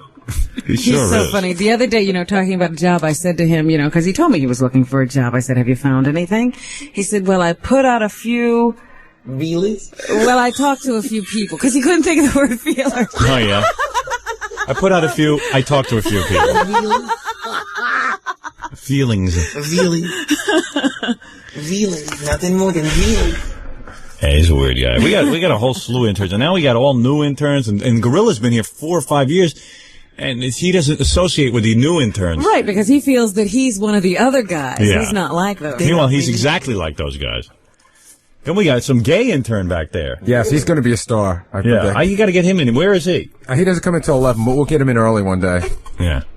He's out. Yeah? Yeah, he told me he wants to come on the air. Well, we really have a gay intern, a black intern, a Canadian intern, and an intern from like Pennsylvania. Yeah, what's going on with It's our like show? the United Nations. It really back is. there I walk now. back there. I'm nervous to say anything. You don't know who you might have been. I'm offending like 3 or 4 people in a group. Try and get some regular people. Excuse me? Yeah. Regular people. What are regular people? Who knows? Please tell me. People like me. We employ everybody on this show. I know. We are EOE. EO. E-I-E-I-O. Yeah. All right, very good. Juice. Juice. Juice. You know, someone wrote us a letter and said, Howard, if you had a button. See, everyone thinks that, like, I'm some kind of racist or something because I said something like that. I said, no. I had problems because I was the only white guy in a black community. If I had been black, it would have been fine. So some guy writes a letter. He goes, ask everyone on the show, if they had a button that would eliminate all black people, would you press the button? Oh, yeah. Jackie, I didn't ask you. He didn't even ask you. We know your answer. So. Wait a minute. That was a tape. Okay. Yeah, sure. Who is he, the mayor of Bayville now? He's got to protect his reputation. What, are you running for office? That was a tape. I've been framed. That was a tape. I'm innocent. So the point is, if there was a button that would eliminate, let's go to our phones and see if people would hit the button. Oh, dear. Because I said to Ronnie, the limo driver, because I know he gets mad at the blacks. But he gets mad at everybody. Right. So he says to me, I said to him, would you press the button? And he goes, absolutely not. I go, you're kidding? He goes, no, I would want a button where I could selectively get rid of certain blacks and a lot of these Arab cab drivers. Yeah. Ronnie would be pushing the button every minute. Everybody be gone but Ronnie. We were driving yesterday, and we were behind a car where loud music was coming out, and they were driving super slow. It was about 5. You can see from the afro, it was about 5 black guys. I go, hey, Ronnie, you need the button? You two whiteys have a good time in that limo, don't you? Oh, yeah. Yocking it up. Let's find out if there are people on the phone, Robin, that would hit the button. Now, no, I don't think anyone in this room would hit the button, would they? No. No, but I told you I worked in that place where they had a button like that. You pushed it. It didn't kill people. No, but you followed them until they left the store. Right. Sort of made them disappear. Gary worked for a store. It was called the Schwuggy Buzzer. Right? Didn't you call it that? No, you called it that. Oh, what did they call it at the store? They didn't call it anything. They just called it the buzzer. The buzzer. The buzzer. He worked at a clothing store? Yes. He's lying. No, I'm not. I'm really not. What do you mean? Where did we get the name? What did they call the button? No, they didn't call it anything. I don't know what Jackie's talking about. They called it the buzzer. Did they? Maybe Exactly. Ronnie told us it was a Spooky Buzzer. No, Ronnie made up that name. Did he? Schwuggy Buzzer. Anyway, so Gary works at this store, right? Yes. And in Hempstead. In Hempstead. And Hempstead is like, a lot of people around the country wouldn't be familiar with Hempstead, but... No. What is it, Gorilla? I got a story similar to that. Okay, let me tell this one first. I got a story. I'll get in line. I never heard the word similar said with a Z. Anyway, Look at my dingshard. he's wearing a... I'll get to it later. Anyway, so, you guys are distracting me. There's too many guys talking. I can't get through a story. You're the one controlling the mic. I don't know. I get crazy. Everyone got crazy on the microphones. So anyway, Baba Booey works at the store in Hempstead. And What in kind Baba of community is it? You were about to say. Well, it's black. But a lot of white people used to shop in Hempstead because it was kind of neat. It wasn't a mall. You know what I mean? You'd go to Hempstead, and, like, it would be various stores. It was like a whole big shopping area. It was like a strip mall. There was a main Not even street. strip. It was just different stores. It was almost like being in Manhattan in some ways because you would go to a store, and then there was a restaurant. You know what I mean? It was nice. So a shopping district. Yeah, exactly. A shopping district. And it was a pretty big shopping district. Blocks and blocks. They had a Macy's. They had a whole bunch of things. But as the community got blacker and blacker, more and more crime happened. White people started to become fearful to go there. You know, there was a big racial problem. So just about what time was Gary? I was there, but I got to tell you, I was there by the time everyone had pretty much abandoned it. And you know what's really funny? Yeah. This was in 1977. I know exactly, because I used to. My mother insisted on shopping in Hempstead. She did not. My mother does not like. My mother's very direct and very exact about what she likes and doesn't like. You know how some people are wishy-washy? My mother does not like to shop in a mall. She likes shops. She doesn't like big stores. Yeah, I don't she know likes boutiques. Right. She just likes to shop in the open air. I don't know what it is. You have to ask her. She doesn't like malls. And she also is very into, you shouldn't be afraid of black people. That's why I had to end up living in a black community. My luck. Didn't work with you. Yeah, boy. Well, live there for a while, see if you're not afraid. So anyway, that's her big thing. So she insisted on going to Hempstead with me every day, you know, and shopping at her shop. It had nothing to do with the type of black people you were living with. Any black people would have been frightening to you. Yes. Okay. But Robin, I'm just asking questions. had you gone to Hempstead? Robin, I want to see you go to Hempstead and not be afraid. I don't go to Hempstead. Damn right you don't. I said, I was just asking if it was any black people or the people there. At this point, I couldn't really tell who was who. Robin, I just didn't want to be frightened. Howard, can I just tell Robin something? One of my last trips to Hempstead as a teenager alone, I was holed up in a store, and I had to call my mother because there were these guys out front that wanted my wallet. You know that place that used to go buy jeans from? It was like an Army Navy store? Yeah, it was a great store. As a matter of fact, I used to buy all my jeans. I know exactly what you're talking about. I was in the back of the store. What's the name of that store? Robin Hood? No. I can't remember the name of it. It was a great store. They always had my size, and I always had an awkward body. I had long legs and a rather pear-shaped ass. Hold on, I got to pass wind. Anybody want to evaluate? You should see what's going on in my pants. Oh, see, you're drowned out the list. Down. Oh, man. Come over here and smell this microphone. Why? Because it's great. It's great to you. Come smell my aroma, Robin. No, thank you. Oh, boy, that felt good. Nice and relaxed. I like experiencing you in sound only. You're safe over there, I think. Anyway. So the blacks were waiting for you outside the Army Navy store. There was this great Army Navy store that had every kind of jeans you'd want. Yeah? And I didn't, my mom would take me in there, and it wasn't too bad because we'd get out quick because they always had my size. Did your mom take you for shopping and stuff? Yeah, you used to go. In fact, I always equate it with like a week before school started. You go there and get your jeans and your shoes and your underwear. Yeah, and they always have those big staples on the jeans. So you go in there and you pull them up, and you'd always cut your hand real deep with a big gash. Was I the only one doing that? No. I used to say to my mother, why do they do? They put pins and staples. Yeah, why do they hurt me? Yeah, and I would literally almost require stitches. No, that's not the point. So the pants didn't get me, the blacks would. Life was fraught with danger. It really was. We used to ride our bikes into Hempstead because we lived pretty close, and if they didn't steal your bike, then in this case, I think we'd taken the bus in, and these guys said, give me your wallet. They just said, give me your wallet, and they followed you to the store? So we ran into the store. It was just me and another friend. We ran into the store, and the manager was nice enough to let me call my mother, and my mother had to come and pick me up. And then it was really weird because my mother and this guy and I walked right past the guys that were trying to rip us off and got in the car. Yeah. Like, they weren't even scared. Were they big guys? Yeah, I mean, if I was 14, they were 16. Right. But they looked 21. Right. I know. In Roosevelt, I was in shop class, and guys used to just pull their pants down, and they were, not only were they huge, but they were like grown men. They were gray pubic hairs, you know what I mean? Some of these guys were in their 20s, I think. I had to be. Something was going on. Anyway, I'm starting to get the shakes. Okay, everyone, just calm down. I'll be fine. What? I don't know if we talked. I think we talked about this before, but it was amazing how it escalated. Because it seemed like one year it was, hey man, give me a dime. Yeah. And it seemed like the next year it was, hey man, give me a quarter. And I swear it was like the next year I heard this black guy go up to my friend John Panagot and he goes, hey man, let me hold your transistor radio for the summer. Yeah. My God. That was the big thing. I remember when it became, it used to be give me a dime, and then it did become let me hold. Yeah. I remember that transition, let me hold. Right. Let me hold your... Made it gentler. Yeah. Like it wasn't for keeps. Just I don't know if you read in my book this story about the guy who used to come by and just take... He used to take my lunch money, and then when I didn't have lunch money, I quickly run into the cafeteria and buy my lunch. He'd just walk over to my plate and just scoop up my whole salad with his big hand and just eat it. Yeah, his hand would be in my salad. It's just so disgusting. And you got to see this guy looked like a professional boxer. Typical high school prank. Oh, yeah. Yeah. No problem. Robert, I never was on the end of a prank where the last word was, or I'll kill you. Oh, come on. That's just having fun. That's why every white guy loves that movie Crocodile Dundee. When the two black guys come up with a knife and he goes, these lads are just playing, and he just like grabs the knives away from them. That's not a knife. This is a knife. Yeah, and it's just the black guys go running off, and you go, yeah, where's the reality in that? It should only happen to me. Anyway, so I should have wore a big croc hat.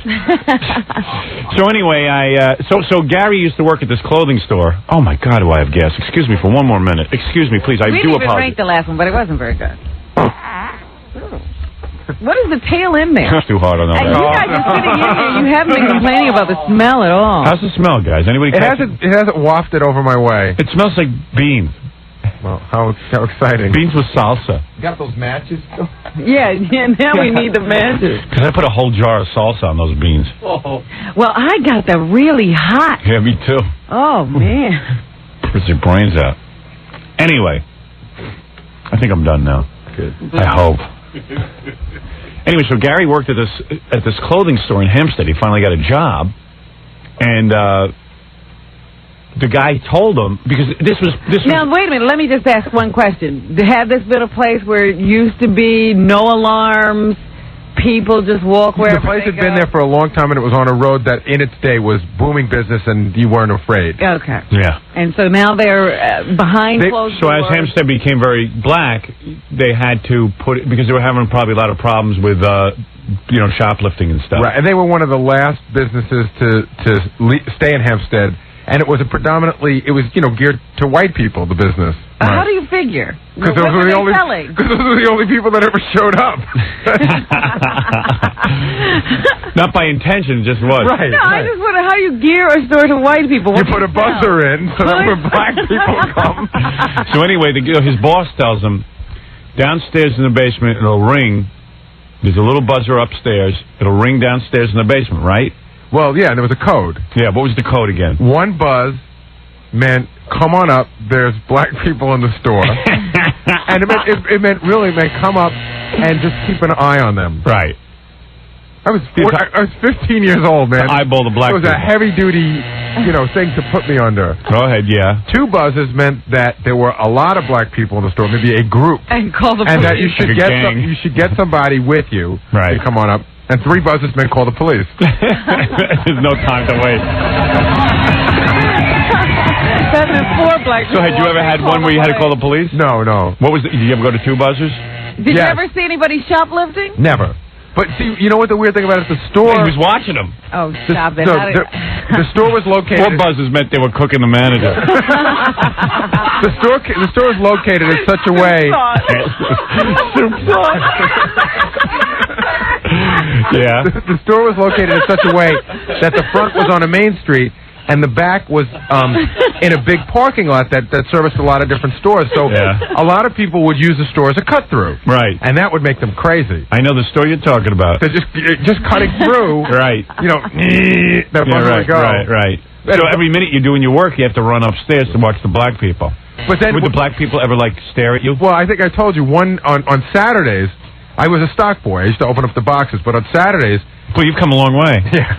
He's still opening boxes. He is, my boxes. On Saturdays, I used to work from 10 in the morning to 6. He's a hard worker. He's just not smart. And the guy would say to me, the manager of the store would say to me... Use your teeth. No, you get through the boxes much faster. Your nails aren't sharp enough. The manager of the store would say to me, I want you to...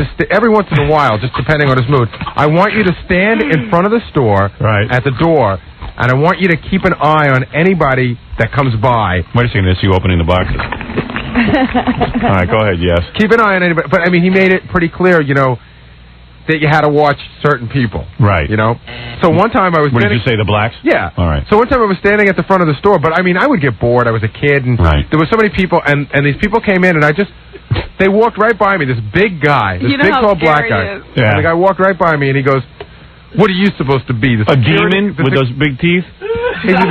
What are you supposed to be? The security guard? And I said, no. And then he made some comment about how if I was, he probably could beat my ass pretty easily. Right. And I said, you probably could. I guess he's not a... nice banter when you walk into the store. Yeah, pleasant man. But I could beat your ass. I do have to say that, in memory now, that was after I was at the front of the store. That was after the manager... what business was that guy? What you were? Hey, man, you're supposed to be here to God? But you know what? I do have to say, though, in all fairness to the guy, it was a guy and 2 women. I remember it vividly. And they had walked through the store, and the manager had tailed them so closely that it made it very You're not up to anything. What do you care how many people it's the guy's store. He can walk as far or close to his patrons as he likes. If you don't like it, you can leave. You're supposed to trust everybody. No, there's no thievery going on in this country. Yeah, especially in Hempstead. He didn't follow his other customers that closely. I'll say that. Doesn't matter. He liked black people, wanted to be with them while they shopped. That's the way to look at it. That's the way you got to look at it. He loves black people. Wanted to give them special help. Robin, he was practically standing in their shopping bag. Wanted to be with them. Well, and you know what? There's nothing wrong with that. If I owned a store, I'd be doing the same thing on everybody. So the white people are ripping him off. That's right. He knows that merchandise is going somewhere. That's right. No, there you go. What was your story, Grillo? I worked at a store, Kings Plaza in Brooklyn, and a lot of people, it was a popular store, and a lot of people would come in and like give applicants and stuff like that, and we had to evaluate the people. Give applicants? Wait a minute. Applications, excuse me. Tell him to slow down. Yeah. They would give applications for a job, and we had like... Gorillas are illiterate. We had give like applicants. We had to give applicants? What's the college you go to again? Hunter College. Hunter. Yeah. We were pointing out how stupid Gorilla was, that he goes to Hunter College, and there was like a big brouhaha at Hunter, like, how did Gorilla get in and stuff? Then they called us and told us he got in under a special program. Yeah, right. Well, that was a brouhaha that someone from the school actually called. I know. That was the whole big thing. Yeah. But anyway, we had to like give like an evaluation, and they said no matter what, we had to, you know, if it was a black person, we had to write NGB, which meant no good black. No good black. So, and they strictly... So when you went through the applications, if it was a black, you put NGB on top. No matter what. They said no matter what, that's what you have to put. And I was only like 16. It was my first like real job that I got a paycheck from, not like off the books. Right. And I had no idea, and I was like so thrilled that I got like the hottest job in the mall. Right. That I was like, okay. They were like either that or leave. Yeah. You know? Okay. So did you do it? Did you put NGB? Most of the time I did if the manager was around. You know. I had no choice. What'd you put down for? You know what I like about that? It's just like. You wouldn't just put a B for blacks of NGB, no good. Like I'll rate right, all you're doing is pointing out that they're blacks and you're not going to hire them. Why does it have to be NGB? Like, why do you have to get dirty about it? I had to initial like all the applicants applications that I took. Yeah. So if they called up and it was a black person, I would have got fired. I see. So that's the description I had to put on the piece of paper. Gorilla got creative with it. He used to put FN on the show off to his boss. Or BB. What's BB? Black Bastard.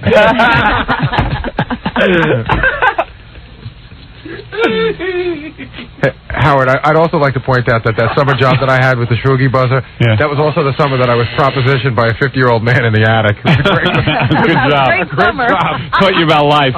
You can't even go out and get a stupid, like, menial job. Yeah, I see all these ads now. Please give kids a job for the summer. Better off to stay home. And by the way, let's point out the guy who propositioned you was white.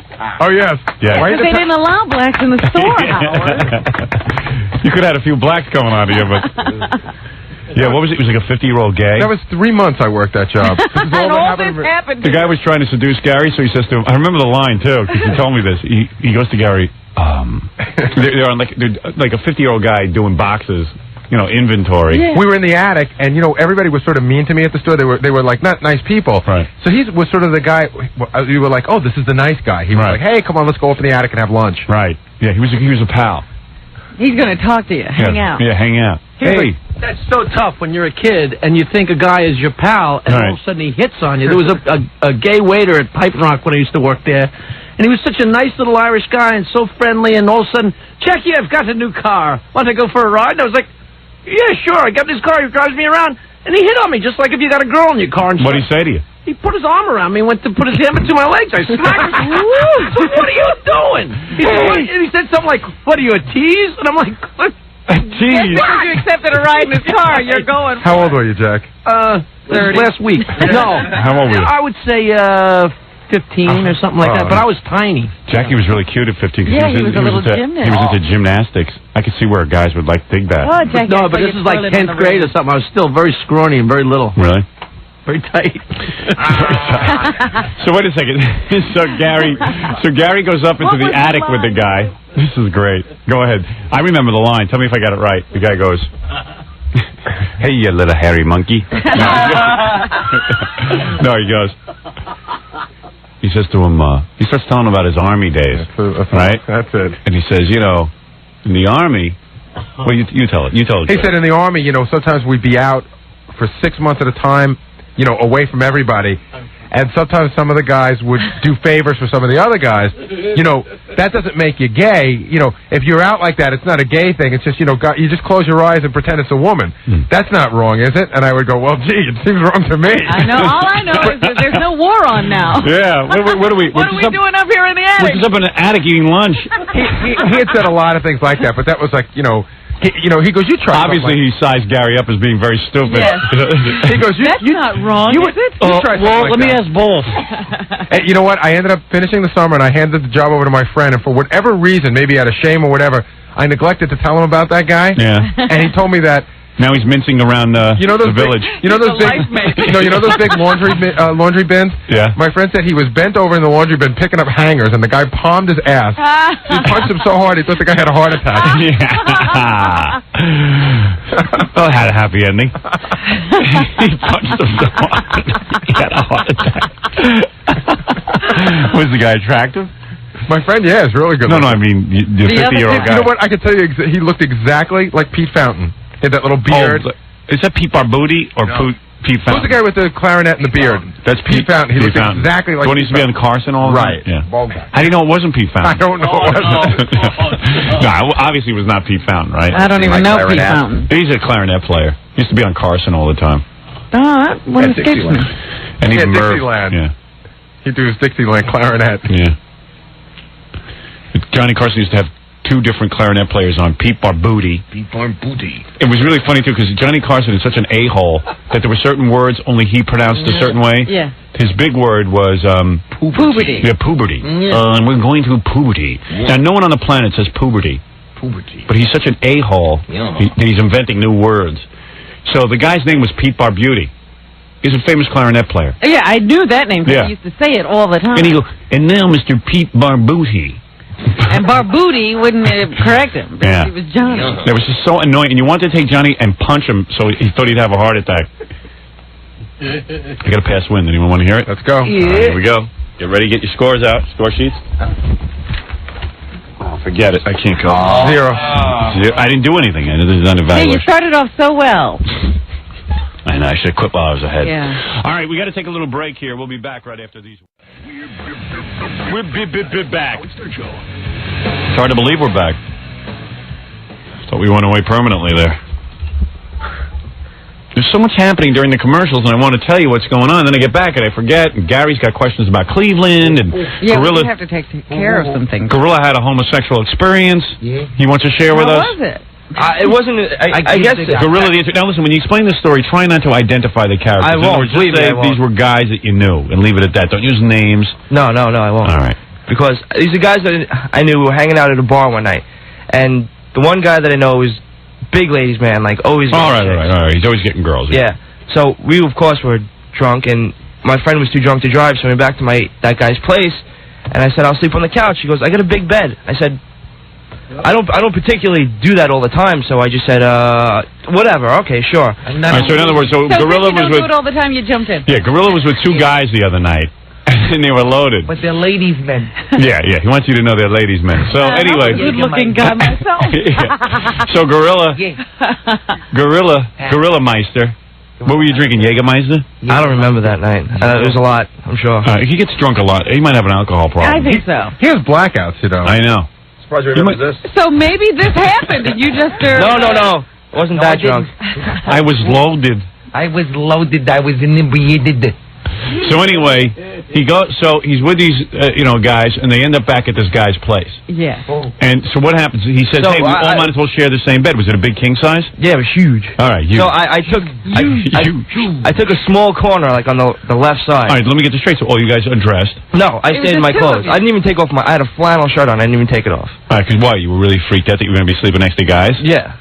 Well, you're really paranoid. Paranoid person. I just doesn't make me... I'm not afraid of like gay guys. It's just I don't feel comfortable. Yeah, but you didn't think anyone was gay. They were just guys. I know, but I just Why don't. would you take off your clothes? Because I was just. Did the other guys take their clothes off? No. All right, so everyone was in their clothes. Yeah. And everyone just laid down. It was just more like everybody's crashing. Could you just picture this scene? Everybody in clothes in the bed. You may be a homo, man. I've never slept with guys.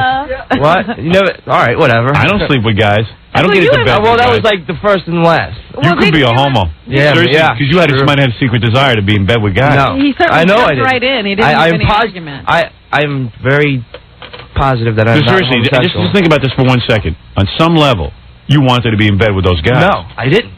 On some level, I said these guys are my friends, and how could I feel that way? And how could I kiss them? How could you feel like warming? You know what I'm saying? These are my buddies. But who would even consider it? Sleep on the couch. There was a couch, right? But it was literally, it was like... Was there a couch? There was a couch. Was there a couch in the room? Yeah. There was a couch in the room. Was there a couch in the apartment? Yes. Okay. So Did you have slept on the couch? Yeah. Did you eventually end up on the couch? Yes. So why did you end up in the bed? Because I figured, why sleep on a couch with springs in my back and stuff like that when I can have a bed and you know, try to feel something. With two other guys in the bed? Wait, it's contradictory. Because if you're that drunk, you can just grab a blanket and sleep on the floor. If you're too drunk to drive and Yeah, but this it guy didn't make knows. a difference. I said, you know, all of a sudden he's sober enough to say, well, I don't want a spring in my back. Yeah. So I'll sleep next to some guys. No, all right. In a way, just consider the fact that you might be homosexual. I am not, though. See, Jackie knows how you want to All right, I'll consider the fact. Consider the fact. Just for the argument. Just for the sake of argument. Okay. All right, go ahead. the floor rather than leaving the bed with the guy. Of course. Well, you're a real man. But see, Gorilla and Jackie have something in common. Jackie knows how you wind up in bed with a guy. Right, because Jackie wound up in bed with a guy. Not true. Yes, you did. You slept with Walrus. You slept with the walrus. You woke up and you had your arms around him. Kissed his back. You kissed him. I had that blacked out. All right, so go ahead. So I said, all right, whatever. Are you wearing shoes? Yeah. I didn't even you wore your shoes. I didn't even take my bed. boots off. You didn't even take your boots off. Oh, man. Man, you are a homophobe. Me and Walrus were in our underwear. So the three of you are like Herman Munster. You're laying there in bed with your shoes on. Well, I guess maybe that was the best part of the Munsters. Herman would get in his nightgown, and then he'd have the big boots still on. Right. And he'd pull up the covers. Yeah. Maybe they took their shoes off, but I remember because I hung my feet off the side of the bed. Okay, so you were wearing your shoes. Yeah. All right. So then you're in the bed. And what happened? And then you fall asleep. Right. And now, well, where are you on one side? Yeah. And there's a guy in the middle. And then my other friend's on the other. Okay, that's what I want to know. How many people? So I figured that my other friend, was like sort of like boxing my friend out. So the guy was sort of close to me. So I literally like was on. I made sure I stayed very close to the edge. Right. There's three guys in the bed. How close can you wait? Yeah, go ahead. So then during the course of the night, the guy was close, and I guess his arm like flopped over. So I thought maybe he was just sleeping wildly. So I threw it off. I don't trust you. Stand in front of me. How much sleep are you getting with all this going on? Not much. So for all his drinking, he remembers it pretty well. Yeah, he wasn't that drunk. So the guy had his arms up. So he put I thought when people sleep, sometimes. So was he squeezing your breast? No, it was flopped over. Okay, so the guy might have been sleeping. Yeah, exactly. So I threw it off, and I just really tried to brush it off as nothing. Right. And then it happened again. Right. So I said, "Yo, what are you doing?" Yeah. And it didn't answer. So I figured the guy's in a dead sleep, doesn't know what he's doing. Right. So then it happened again, but this time it was a little more caressing. You know what I'm saying? It was like on my chest, and then it started to slide down towards my stomach. And I went, "Whoa!" And I threw it off. And then I started the doors back off, and I said, "What are you doing?" He went for my genitals. Yeah. So I jumped out of bed, and I ran on the couch. And I just passed out on the couch. And I woke up the next morning. I said, "What are you doing, man? What the hell was your problem last night?" And he just sort of turned around and went, I don't know. Just looked at me and I went, oh. And I just hey, you know what my analysis is? First of all, your friend might have been asleep. Number one. Either that, maybe that, and he thought I was a girl or something, but it slid right down to like where I just... Yeah, so don't hold it against the guy. So did you get excited? I didn't hold it against it. No. You weren't aroused a little bit. Not in the least bit. Oh, yeah. No. You were. Meanwhile, you waited there 3 times for the guy to touch you. You were. You liked it. I brushed the first time he touched me, I would have been out of the bed at least. I would never even gotten into bed. It's not even like home. Right. It's not even like someone I don't know. It's like someone that I know. I've known for like a year and a half. So did he finish you off? No. You're a homophobe. The guy wasn't doing anything. No. There were 3 guys stuffed into a bed. The guy's arm flops over, and you think he's a homosexual. The first 2 times it flopped over. You're insane. All right, get out of here. Why did he go after you and not the other guy? Yeah, like Gorilla's such a sex symbol. I'm not, but he wanted to see the dadu. I'm so sexy. I'm so sexy. You wanted to lift off my flannel shirt. So, Gorilla's going through a problem with his family now. What? Because he lives in Canarsie, and the blacks are moving in, and they're all Italians. My whole block is all the whites. All the whites are doing the mass exodus thing. They're selling a fire sale. Oh, wonderful. So if any black people want to pick up an apartment cheap, just go over to Canarsie near Gorilla's neighborhood. Oh, they're gonna kill me now. You know something, man? There's gonna be a rock through my window tonight. Hey, no. Are you kidding? Listen, so what is it? So what's it like? Is your house like the Alamo? Like you're the last white guy left on the block? Not yet, but I know See, I went through this as a kid in Roosevelt. It was white, and then all the white people panicked, and as soon as 2 black people moved in, and they all ran. Yeah, their house it's like you got to leave to get as much money as here's what happens. They see a black on the block, and they go, it's going to be now I got a black living next to me, and he's only like 3 doors down. If I sell now, I still got whites living next to me. More blacks move in, I'm sunk, and the real estate value is going to go down. So everyone starts thinking like it's mass psychology. While you're thinking it, and you think you're the only one thinking it. Everybody in the friggin' person. So then a couple more people sell. Now you got like 5 blacks on the block, and you got a thing where people go, all right, all the white people get together and go, no one sell, because if we all just stay together, there won't be more blacks. Then you know what they do? What? White people start moving out in the middle of the night. Right. So I used to wake up and go to my friend's house. I'd ring a doorbell, and then there'd be black people living in the house. I will say they move in overnight? Overnight, it would happen. They'd be gone. No forwarding address. I vouch for this because my mother woke up in the middle of the night. I swear to God, there was a moving truck in the guy's driveway. And by morning, he was gone. I don't doubt that. Howard said there were black people the next day. Oh, yes, there were. If someone can move out in the middle of the night, someone can move in the middle of the night. You're not kidding. But you can't do it simultaneously. I guess it can be done. Hey, David Copperfield flies. It happens. It can be done. So you got to tell all the white people that not to be afraid of the blacks. If they all say it won't be black. I don't even know if it's a matter of being afraid. Oh, they just they don't like him. Oh. He lives in a very Italian neighborhood. Italians and the blacks don't get along. No, it's all like my neighborhood's. It's very funny because what that means is they already have inferiority complexes. And they got to look down on somebody. That's right. Canossi's where they firebomb the realty for selling to blacks and stuff like that. So how many blacks are on your block now? I think the count is up to 3. 3? Yeah. How many? What is your family going to do? My mom says she ain't going nowhere. Oh. My mom says. Yeah, we'll see. No, my mom. That's because you guys have no money to go anywhere. My mom grew up in the projects, man. She is like. No wonder she's drinking. She's immune. No, it doesn't. They're not like ready to go anywhere. So if you talk to have all the whites got together to talk everything over? I don't know. Well, there's talk. You know, like how there's little kibitzing on the block. Right. You know. Like what? What kind of kibitzing are you talking about? Just like, you know, did you know that that now she's pissed? I heard she was crying yesterday. Oh, really? Yeah. Crying. Yeah, I swear to God. Who was crying? People were crying because blacks are moving? Yeah. Oh, man. It's very upsetting. White Trash Central. Oh, there you go. Douche. Douche. What is it, Grillo? You're talking about Nambla, right? Yeah. Saturday, was it Sunday morning? Saturday morning. Sunday morning, right before the gays were marching. Sunday morning before the gays were marching. You certainly have been close to the gays. You're with gay everything, dude. What are you talking about? You might be gay. You know, he just moved into the city, got his own place. I know, and every minute he's with He's really gays. growing. All right, yeah, so what about it? I was walking out of my friend's place, and it was right on like 6th Avenue where they were all getting ready to march. Yeah. So I saw when I went with John to the NAMBLA convention. I saw the guy from one of the guys from the NAMBLA, like the 3 head guys. And I was like, "Yo, you're from NAMBLA, right?" And he goes, "Well, hey, yeah, how'd you know?" I said, "Oh, I was there when Stutter and John interviewed." Well, I said, "What are you doing?" He goes, "Why don't you come march with us?" I was like, "No, it's okay. You're going to get your ass kicked today." You know, they go, "Come march with us." I said, "No, it's all right. It's all right. Keep going." Dude, how do you ever plan to get a job?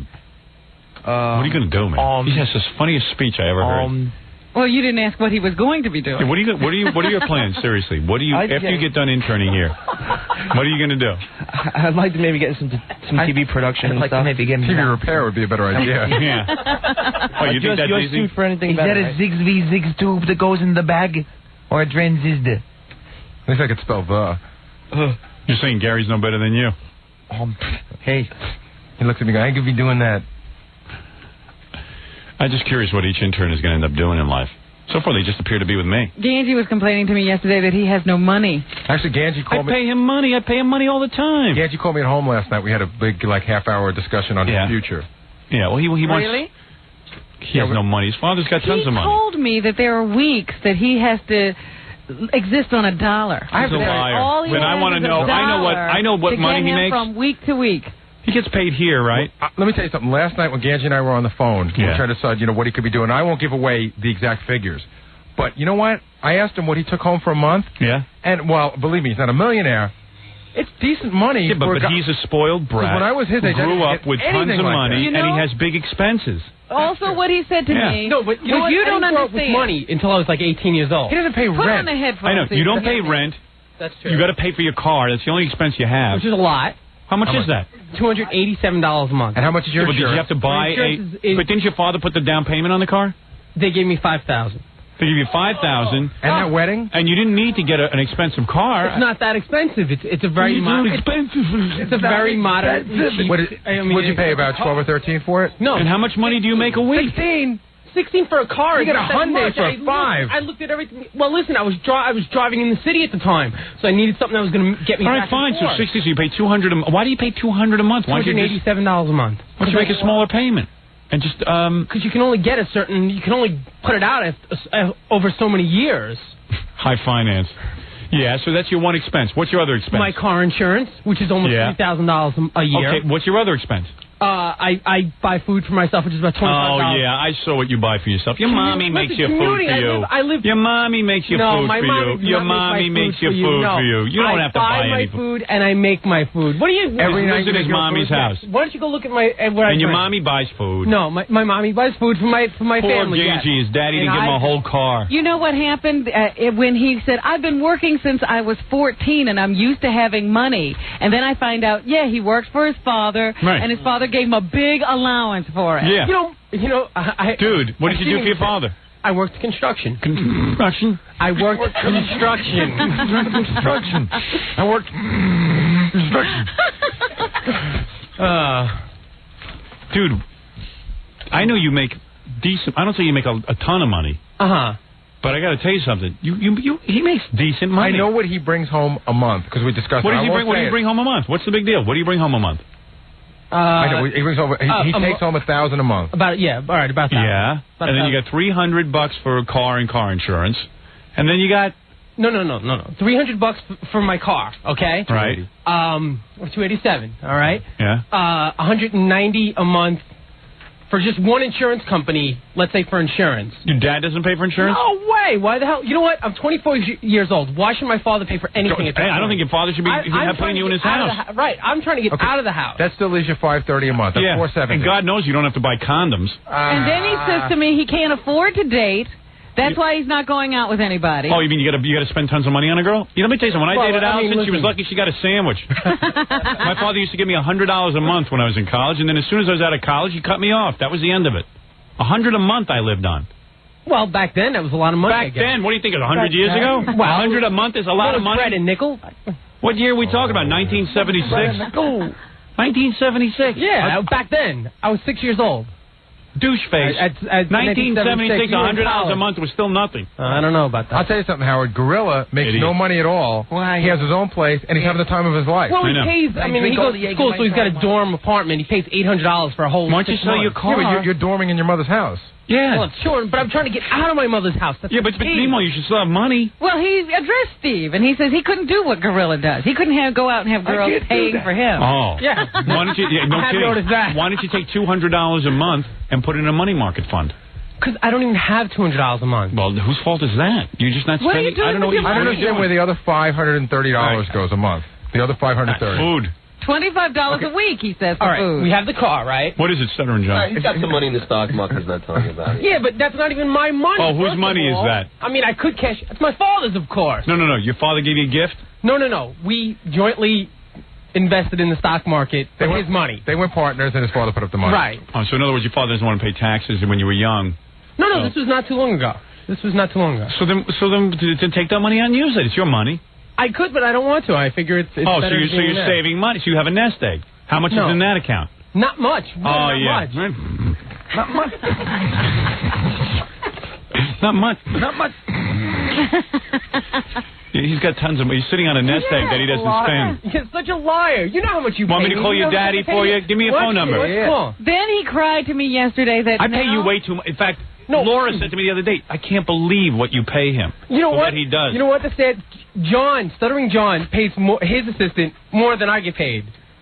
Oh, and the other thing he was So then leave. I don't even need you there anymore. Leave. Maybe you get a job with John. No, but what I'm saying is... What do you mean he pays him more? What are you talking about? John doesn't pay you And he more. doesn't have that person on full time. John pays his assistant more than you pay me. No way. That's what he told me. You show me what she takes home a week. I know. Show me. You know what? Gange's right, but that's because John's just crazy. What is it? Where does John have any I have money? no idea, but John, I know what John pays his assistant. Is he there all and I know the what time? Gange makes. Is she there full time? Gange's there 3 hours. You know at what my John's house. assistant does? You gotta know what John I does. get You here 3 hours. I get to your house at 1:30 and I leave at 6. You know what John's assistant That's 3 has to hours? do? So believe. I don't watch. You know what I did? You know, this is unbelievable. No. He comes to me when he was interning You're here. the one complaining. Excuse me. You're the one complaining to everyone. He comes to me and he says, I don't have any money. I don't have any money. I said, you know what? I need some help around the house. If you want, I'll give you. I even said to Jackie, what's a good salary for someone? Let me pump him some money. Oh, yeah, we went there. Jackie. No, but Jackie knows. He has people who come to his house. He said, and I even increased it. And I said, here, take this money for a few months. It'll tide you over. Do some work around my house. And then when you get something steady, you can stop at my house. It's fine. He's treating it like it's a regular job now. But let me tell you, he was You want to do yard work? I'll pay you more for that. Well, it's funny that you mentioned it. You know what John's assistant does? What? John's assistant actually, I mean, she puts together mailing lists and does all that. Yeah. But I think that she, like, walks through the apartment, retrieves his filthy underwear, and sends it out to the laundry. No, but she only works 2 days a week. Yeah, I told you she wasn't there all the time. Okay. But listen to me. Gange was also complaining about the work environment you create for him. Really? He walked into my apartment the other day, and he looked where, my assistant's sitting. Yeah. He just looked at her, and he went, you work in here? Yeah. Oh, my God, this is beautiful. No, I complained. Where we work is not as nice as this. I was complaining about where she works. Right, sure. That's not how I heard it. She works. Now, he has good working conditions. I was complaining. Her about sister his sits on this metal chair that looks like, spikes through it and stuff. That's horrible. not how I heard it. Person who works in your house should have a nice chair, Rob. Yeah, She has a nice that's exactly what I She said. does? Gange has full use of the kitchen, right? At your house. No. If he wants. I got him a microwave and stuff. Right, that you did. That was very nice. But, I mean, if you're hungry, can you go to the kitchen and grab a bite? No. I always invite him to get something to eat. But he doesn't do it because it would be a pain in the ass. I throw him out. I think it's like the spoiled kid syndrome. He's got everything all, till he was 18. Now he wants to complain he has no money. Well, what he wants is the same lifestyle his daddy's been giving him. He's got expectations through the roof. My father never gave me anything. When I got out of college, I was so happy to make $100 a week. I was so thrilled. I would just get a little. I used to. Sure. I found a rooming house that I stayed in. I was like in heaven. You're so spoiled. How could you? You have to go work for your father. He's got to move into a luxury apartment. But now at this point, if I gave you more money, then you would stay there the rest of your life. At this point, you got to have a reason to leave. I'm not saying I want more money from you. What do you want? I'm saying, but shouldn't I start looking for the future? Of course. I told you that 3 years ago. There is no future for you. I don't know what you want to do. The future came and went. The other thing he was the future, you're 24 already. The future was when you were in college. You dicked around. I don't know. You didn't plan for your future. I was working here. This I thought was going to be for, What, at that point. interning for the rest of your life? No, but at that point, I dedicated myself to here. Here's where it's bad. I'm inept. People see me, and they all think that they can get the job that I have. Yeah, but there's only one. If he dies, you can have the job. I never once ever thought I can get Gary's job. Gary's with me for life. But what did he think I got here first, guys. Right. If you had gotten here first, he would have been interning for life. But what did he think this was going to work into? He got here, he decided to dedicate himself to this. Why would you dedicate yourself? I'm waiting for Howard to get divorced. Oh, for goodness sake. How dare you. I'll tell him to come down to hang out where he doesn't have to pay for anything, and he can meet people. He still doesn't want to go. He still complains he doesn't have any money.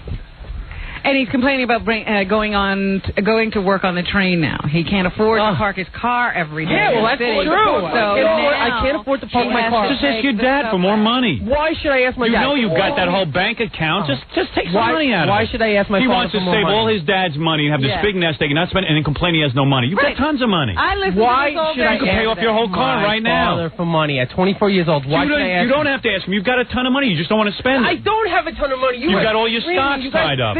But I got a question. Hey, who cares? You know what? I got my own problems. Howard, can I just ask him I one got 3 question? kids of my own. I don't need you as my 4th child. Can I just ask him one question? Yeah. If you went home today... If my kid was as big a loser as you, I would just pay him and tell him to go have a nice life. That's all. If you went home today, you walked in the door and you said, Dad, this communications thing isn't working out. Let me come to work for you. Could you? Well, of course. What do you and think? how much could you make? Throw me out in the How much would you make? Start at? I don't know. What would you be starting salary? 50? 200,000. No. Probably 25. Oh, yeah. You were making 25 in high school. That's how much his party cost. Yeah. Gange, go work for your father. No. It's time to give up the dream. No. Why? Because, I don't know, you're a baby. Why am I a baby? Don't I going do a around, good job you're for you? whining first I do of all. a great job for you. You do a great admit job, it. but stop complaining. I'm not complaining. I'm not complaining. I don't even know what you want to do. He tells me he wants to produce television. How's he going to do that? I don't know. He doesn't produce a He's going thing. to do it from your basement? Here's what we're going to do. I don't know. Gange and I are going to make some calls I can't today. do it from the basement. Gange and I are going to make some calls today. I recommend him for jobs all the time. Oh, is that right? I do. I've recommended him to the E-Network 100 times. Yeah. I can't tell you how many times I put in a good word for him. We're going to make some calls today. We're going to call the Ricky Lake Show. We're going to call Rolanda. Right. We're going to call Dan Foreman. We're going to call everyone we know on TV and try to hook them up. Why are you spending my time that you're working for me I'm not. finding Gange a job? I'm not. Oh, you're going to spend your day making calls. I'm You gonna just give said Gange we're some going to make numbers. calls to Dan Foreman. You're going to call my friends and I won't solicit do for it. jobs. I was trying to help an intern. I apologize. No. You know, you're a wise ass. I'm not a wise ass. That's not your job. Are you an intern placement society? No, but I always try to help our interns. There's nothing wrong with that. No. That's way... get out of here. He's not a little boy. He'll pick up... He knows who these people are. He can pick up the phone and call them himself. He needs you, his dad, to... I was wondering, why was he on the phone with Gary? Gary knows what to do with the computer. Gary can't get a job anywhere. I might and he's actually going to help him, Robin. he's going to help Gange get a job. Gary, the guy who gets offered jobs day and night. I might actually try and help him, Robin. Yeah, Rather just sure. laugh at him till he dies. Well, because he's a big boy, he can make calls himself. You don't know anyone any better than he does. That's true. I told him that. And the point is, you're supposed to be doing work for me. That's it, making phone calls for Gange. No, you're making calls for Gange. Howard, can I make a phone call when I leave here, or should I call you and ask? Oh, you're going to go home with Gange and make phone calls from there. I call Gange from You're going to home. call my contacts and call for Gange, and you're going to make a call. Hi, this is Gary Delabate. I need a favor. I need you to... No, not a favor. What are you going to do? Say there's a guy here that's very qualified. Do you think he's capable of doing that? Capable of doing what, a job? Or of calling people. I'm not sure. You don't think he is? Well, then he's not qualified for a job. Howard, there's a sheet up by the cotton machine that has like 20 jobs open in this company. And they're all sales jobs. I'm not a sales guy. Oh, you don't want to sell now? I'm not. No. What are you? Tell me what you are. Tell me exactly what you are. I'll get you a job. What do you want? Tell me what you want to do. I'm a great guy. I can do anything. He's a great guy. Oh, you're a great guy. Okay, then you should have no problem. You don't need me. I didn't realize that. The whole world recognizes. He does suffer from the classic syndrome. He wants to be an executive before he starts at the bottom. Right. What do you call I've been doing? He wants your job. No, what do you call I've been doing for? See, you don't want to say this for 4 No, years. you want it, but you think you're paying your dues here, but this isn't even. Tell me something. No, I don't want to go from here. What is the next step? Tell me what the next step is. What is the next step? I guess from here. There is none. About that. A Wake real up. job would be the next step. Wake up. There's no next step. This is it. You're caught in the twilight zone. John knows it. Gorilla knows it. You got to know it. There's no next step in this So they're organization. going to be here forever. Let me tell you about radio. Right. Let me tell you about radio. I'm going to tell you again. I told you this 4 years ago. I'm going to tell you. How long have you been with me? 4 years? 4 years. All right, here's the I step. can't believe it's 4 years. I started when I was 20. You can do two things. You can wake up and smell the roses. When I got into radio, I realized one thing. Either I was going to be on the air or I was going to be a salesman. There's nothing else. Unless you want to be a secretary. You want a girl's job? No. All right. No. Either you're on the radio. If you want to be in radio, either you're on the air, like Robin and me, or something like this, or you sell advertising time. These are the only two jobs. That's it. You got to decide one or the other. Now, with your vocal command, you should be a salesman. I'm not a salesman. What do you want to be, a disc jockey? You know, do you want to be a disc jockey? I did it one time. I don't know if that's what I want to do anymore. Now what do you want to be? I'm confused. Now I told you the two jobs. You want to be a disc jockey, you want to be a salesman? I think I want to get out of radio. Okay, so now you're out of radio. We solved that. Now you're no longer in radio. Now he wants to go into TV. Now you got to put an ad in the paper. This is what you put. You put a want ad. It says like this. Fat, spoiled, untalented boy. High wages required. No skills necessary. I'll sit here. You call me. All right? And then you're going to get a job. That's all. And you'll see. People will call you for that. They'll want to pay you a lot of money for that. There's a lot of demand for that. Like Billy West is a voice guy. Right. He goes out and does voices. Very talented. He's got a certain ability. Right. Jackie writes. I recognize Jackie as a funny guy. I said, Jackie, would you join the team? Absolutely. Jackie even proved him. He came in. He started writing lines. He was terrific. Right. Fred did voices. He was a disc jockey. Very talented guy. I liked him. Gary, don't look at me that way. I mean, you go in around the horn with a little praise. I thought Gary, you're a charity. Gary, he liked you. I liked you. I don't know why I liked you. You want to know something? I had $150 at that point to spend on a producer, and you were it. Gary had big teeth and a funny face, and I felt I like Gary. Gary knows how to organize my show. He understands how I think in terms of what I'd be interested in. And kind of, you understand? So there it is. There's the team. There's not a lot of explanation required. A guy like you You really don't know what you want to do. You say you want to be in TV production. Why don't you talk to Scott Einziger? He's a producer. I do. Talk to John Reiber. John Reiber. Where's John Reiber? John, come in here and explain to Gange. John, come in here. You need career counseling. Does he really talk to these people? No. Yeah, I talk to Scott all the time. And what does he say? I call E all the time. Yeah, and who do you speak to? The janitor? What do you call No, her? I call Fran's assistant all the time. Yeah, and what do you say to her? I say, hey, keep in mind, she says, Fran's looking, she's thinking, she's this. She's looking and thinking. Meanwhile, she has to look until you do. You know what? There's even a bunch of our ex-interns who are on sort of the freelance production assistant circuit. Some of them just went to go work on the World Chess Tournament. I talk to Not them. steady work, but... You talk to them? Yeah. And they don't even want you. I don't know. Maybe. John, help us out here. This is John Reiber, big producer at E, top producer, executive producer. Excuse me. I mean, explain to him, how did you get into business? Well, actually, I started like he did as an intern. Okay, then what did you do? Television. What was the next? In television. So do you want to be in television, Gange? Yeah. Oh, you do now? Yeah. You just went from That's radio my to next television. step. You spent 4 years in radio. Now you decided my next step is I want to go intern in So the next television. step for you is another internship. Yeah, you got to go work for free for another 4 years in television. That's what John is telling you. Actually, I know you don't want Gary to do this, but what he was offering to do was a great help. I'm not interested in that. I am Gary's boss, and boss wants him working on the show, not sitting and doing placement service. No, I understand that, but... I don't care about that. Don't bring that up. It's a very sore spot with me. Now, what did you do? Did you have Gary make calls for you? Is that how you got in television? No, I was an intern and I got a job while I was there. Because they recognize your ability. Yeah, I guess so. And now you're a big shot. That's it. They recognize his ability. We haven't recognized anything at you. So you know what, Howard? Another problem with I recognize your ability. I try to give you some work. A big problem with this show is that in a way we spoil the interns, and the way I mean that is everyone should be gone after 6 months. Somehow they stay long because they're comfortable, and it's fun to hang out with you, but they're wasting valuable years that they should be doing other internships. Listen, the guy can work for me till he's 26, 27, have a lot of fun, and then go work for your dad. No, it's not the way it's going to go. That's not what's going to happen. I don't want to do that. No. I'm not going to end up like that. No. You're going to end up like that. No, I'm not. Right, John? Is he going to end up that way? You see Gange. Did you ever think of hiring him for anything? Well, actually, we did talk to him about being a production assistant. Yeah, so we what don't happened? have an opening right now. Right. If we Okay, had so an there you opening- go. If there was an opening, you'd give him a $3 an hour job. Good. Right. Okay. There was no opening. All right, so good. where's my next step? Can you drive a crane? He's had 57 openings. A wrecking ball? If is a big word. Remember that. I'll teach you that. But Gange doesn't call any of the other production companies around town or the other TV stations. Well, that's what I'm doing. Who did you call After yesterday? 4 years. Right, well, after 4 years. This is a guy now with no, figure it out. he has no TV production experience. Now it's 4 years later. Yeah. Now he decides Hey, he's going to be in TV. I worked on Butt Bongo. All right. That's right. Didn't you hold my coffee cup? Yeah, I did. All right. Thank you, Valuable John. experience. Thank you. I know you're uncomfortable being on, but this career show, you were very useful. All right. I have to take a break. We have to do news. This is absurd. I can't sit here with him all day. Took him 5 years to do a disc jockey demo tape. Sent it to 2 stations, and then he got rejected, discouraged, and that's the end of it. Yeah, he thought he wanted to do radio, so he took 10 minutes of speech lessons. Yeah. Yeah. You Real let, how many motivated. speech lessons did you Real take? motivated. A couple. 2. I actually chopped out. 2. What's going to happen? Mr. Hustle. What's going to happen with your acting career? I'd like to do that. As soon as I get money, I'm definitely going to go back to that. I just don't have any money. Acting lessons are expensive. Listen, you know how expensive acting lessons are. Why don't you have your dad pay for it? You got all that I'm money. not going to have my dad pay for anything anymore. Why did you spend 4 years in school?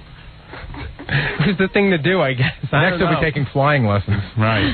I want to be an astronaut. 90% unemployment rate in acting, Mike. Yeah. 90. You're being kind. 91 now.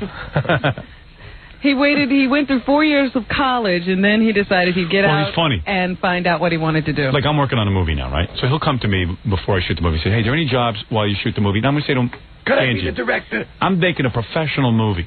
Yeah, what are you going to do? How are you going to get What Gange am I going to do with you? You've never worked on a movie. I'm going to suddenly hire amateur hour? And what? You don't think I'm intelligent enough? What would you do in the movie? I couldn't do production assistant work? What does a production assistant do on a movie? Basically, a gopher. Gopher. Make sure things. And you don't work. even know what a production assistant is. Not everything is a gopher. Not everything is a gopher. People don't pay just gophers. They have an ability. They have certain ability. They have to do timing. They know what's going and on. What? And I'm a big retard. I don't know how to do anything. You've never done it before. Why should I do it with you? What do I do here with you? Nothing. Do nothing. Well, at least we knew this job when we took you on. Howard, give us something that he can do that he does for you. He can dub the dailies. Right. tape. You can dub tapes. That's what you do. Come on. You know I have to hire an actor to play you while you're cooking my potatoes. You're not even going to be in the movie Cooking My Potatoes. You're gonna be cooking my potatoes while another actor plays you. Actor's going to come here and follow you around to learn what you do. Robin, this is crazy. We got to take a break and get out. Go back. 10:15. You're not going anywhere. Wasting time. Get out of here. Thank you. Robin has to do it. Thanks for all your help and all support. You'll get a job. Yeah. Robin, your picture just attacked me. All right, we gotta. I can't believe you still had that down there. We gotta take a break, and we'll be back right after these words. Douche. Douche. Fort Worth, Dallas. I really thought that the point that you were there. See, this is where I get tripped up. I thought that the point that you were the whole there, reason why you were there, it was like the purpose was served. Try not to use the word like. When you just go ahead and tell us your thoughts on the Donahue show, but don't use the word like. That'll be your assignment. Oh, man, you're really good, Robin. The point was won't have my speech. The point was your point got across and more. You know what I'm saying? Like you were there with Pam Antonelli and stuff like that, and I think the reason why you were there was greatly expressed. That doesn't happen.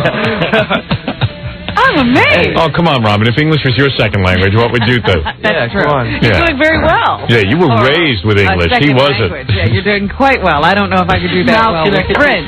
You know, he gets so nervous. I got to tell you, at first when we were in the elevator, I thought he was asking me to marry him because he was like, I want to say something that's going to be hard for me to say. I want to express myself very much. Because I was like, uh-oh, the guy's going to ask me to be his. He's going to ask me to be his fiance. What are you doing in June? I said, he's about to ask me to marry him. I know it, because this is how I was when I asked my wife. I know how you get in the mornings where you just like, if you're out of it, and then I start telling you something, you go, what, huh? Never too early for compliments, my friend. Oh, okay. Yeah. Well, he does tell me, sometimes it's very difficult in the elevator with you. It's very tense in there. Very tense.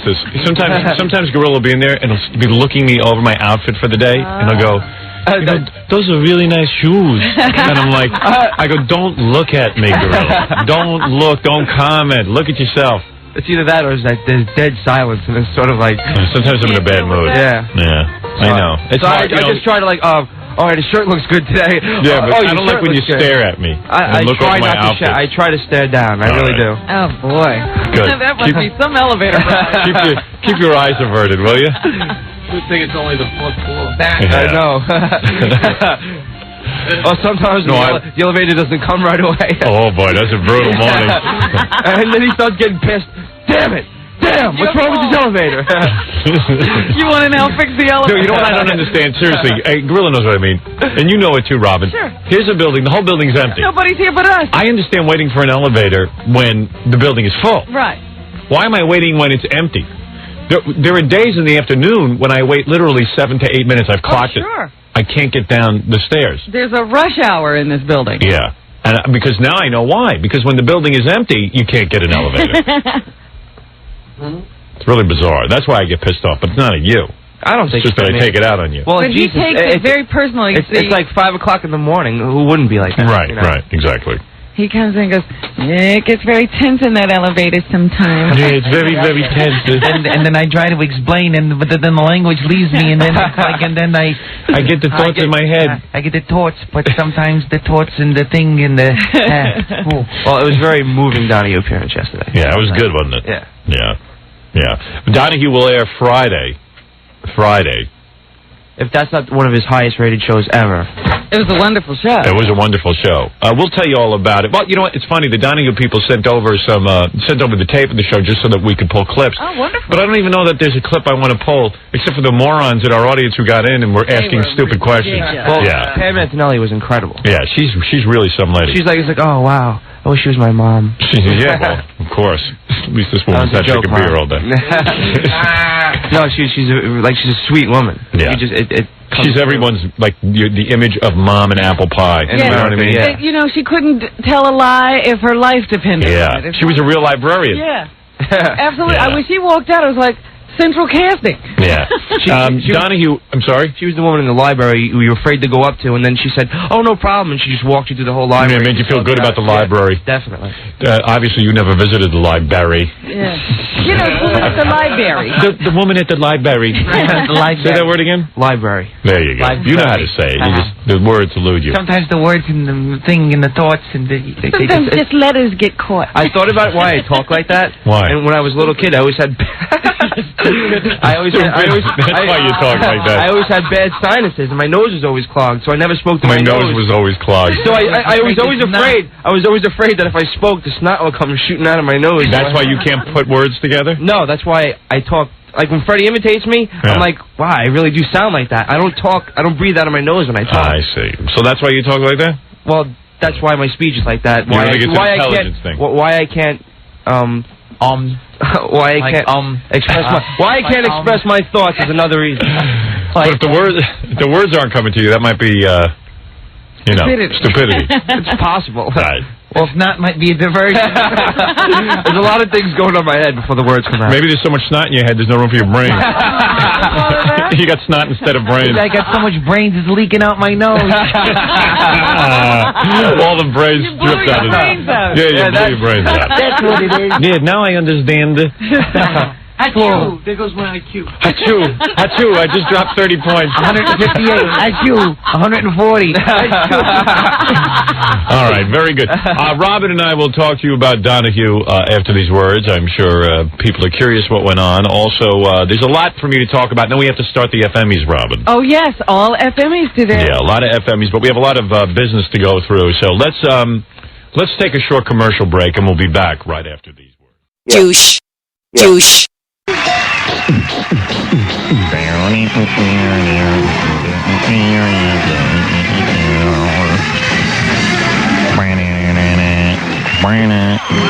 Hi. Good morning. Thank you. Oh, thank you. Hey, Grillo. Do me a favor. Come here. Give this to Gary. Tell him to make sure it gets over to my meeting today. Sure. All right. Hey, Grillo. You know, Grillo was over at my Donahue appearance yesterday. Did you know that? I saw him there. I didn't know that. Because he was in the elevator with me today going, that was the greatest Donahue I ever saw in my life. And I'm not good at saying compliments. Oh, he's not, huh? No. What is it? You're not good at that? No, I just didn't have the words, the proper words to express how good. Well, try. Try. It was, it was really uncomfortable in the elevator because Grillo, Grillo doesn't have a great command of the English language. Yeah. It's almost like he's speaking a second language. It's like speaking to a foreigner. He doesn't have a first language. He only has a second language. He only has a second language. The first language is the language in my head. Right. So, hoo-ha. So anyway, you know, every time he wants to get serious with me, he always has to preface it by saying, you know, I don't know the words that one is supposed. I don't know the words. I have thoughts in my head, but they don't come out. You know, the it's words. very funny. He talks every day, but it's like he hardly ever uses that facility. You would think if that facility was not working properly, you would like go to a teacher or a tutor or something. Just work on it. Say, listen, there's a major flaw in my character. I have thoughts in my head. I don't know how to get them out. Somehow the English language has eluded me. It's all stuck in my head. Yes. I try to sneak up on it and it just slips away. What happened? Exactly what happened. You have a lot of thoughts about the Donahue show that you'd like to express, but you can't? Pretty much, yeah. That's basically me with everything. Really? Yeah. Well, tell me about the Donahue show. Maybe you're not that bad. Calm down. You know, take a deep breath. I really thought that the point that you were there. See, this is where I get tripped up. I thought that the point that you were the whole there, reason why you were there, it was like the purpose was served. Try not to use the word that. like. When you just go ahead and tell us your thoughts on the Donahue show, but don't use the word like. That'll be your assignment. Oh man, you're really good, Robin. The point was both have my speech. The point was your point got across and more. You know what I'm saying? Like you were there with Pam Antonelli and stuff like that, and I think the reason why you were there was greatly expressed. That doesn't happen. I I'm amazed. Oh, come on, Robin. If English was your second language, what would you do? That's true. You're Yeah. doing very well. Yeah, you were raised with English. He Second wasn't. language. Yeah, you're doing quite well. I don't know if I could do that well with French. You know, he gets so nervous. I got to tell you, at first when we were in the elevator, I thought he was asking me to marry him because he was like, I want to say something that's going to be hard for me to say. I want to express myself very much. Because and I was like, uh-oh, the guy's going to ask me to be his. He's going to ask me to be his fiance. What are you doing in June? I said, he's about to ask me to marry him. I know it because this is how I was when I asked my wife. I know how you get in the mornings where you just like, if you're out of it, and then I start telling you something, you go, what, huh? Never too early for compliments, my friend. Oh, okay. Yeah. Well, he does tell me, sometimes it's very difficult in the elevator with you. It's Yeah. very tense in there. Very tense. Sometimes Grillo will be in there and he'll be looking me over my outfit for the day, and he'll go, those are really nice shoes. And I'm like, I go, don't look at me, Grillo. Don't comment. Look at yourself. It's either that or it's like there's dead silence, and it's sort of like... Sometimes I'm in a bad mood. Yeah. Yeah, I know. It's hard. I just try to like, all right, his shirt looks good today. Yeah, but I don't like when you stare at me and look over my outfit. I try to stare down. I really do. Oh, boy. Good. That must be some elevator ride. Keep your eyes averted, will you? Good thing it's only the 4th floor. I know. Or sometimes the elevator doesn't come right away. Oh, boy, those are brutal mornings. And then he starts getting pissed. Damn it. Damn, what's wrong with this elevator? You want to now fix the elevator? No, you know what I don't understand? Seriously, hey, Grillo knows what I mean. And you know it too, Robin. Sure. Here's a building. The whole building's empty. Nobody's here but us. I understand waiting for an elevator when the building is full. Right. Why am I waiting when it's empty? There are days in the afternoon when I wait literally 7 to 8 minutes. I've clocked it. I can't get down the stairs. There's a rush hour in this building. Yeah. And because now I know why. Because when the building is empty, you can't get an elevator. It's really bizarre. That's why I get pissed off, but it's not at you. I don't think it's just that I take it out on you. Well, but Jesus, he takes it very personally. It's like 5 o'clock in the morning. Who wouldn't be like that? Right, right, exactly. He comes in and goes, yeah, it gets very tense in that elevator sometimes. Yeah, it's very, very tense. and then I try to explain, but then the language leaves me, and then it's like, and then I get the thoughts in my head. I get the thoughts, but sometimes the thoughts and the thing and the... Well, it was very moving, Donahue appearance yesterday. Yeah, it was good, wasn't it? Yeah. Yeah.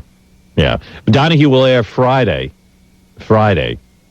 If that's not one of his highest rated shows ever. It was a wonderful show. It was a wonderful show. We'll tell you all about it. Well, you know what? It's funny. The Donahue people sent over the tape of the show just so that we could pull clips. Oh, wonderful. But I don't even know that there's a clip I want to pull, except for the morons in our audience who got in and were asking stupid questions. Well, yeah. Pam Antonelli was incredible. Yeah, she's really some lady. She's like, oh, wow. I wish she was my mom. Yeah, well, of course. At least this woman's not drinking beer all day. No, she's a sweet woman. Yeah. She's everyone's, like, the image of mom and apple pie. Yeah. You know what I mean? Yeah. She couldn't tell a lie if her life depended on it. She was a real librarian. Yeah.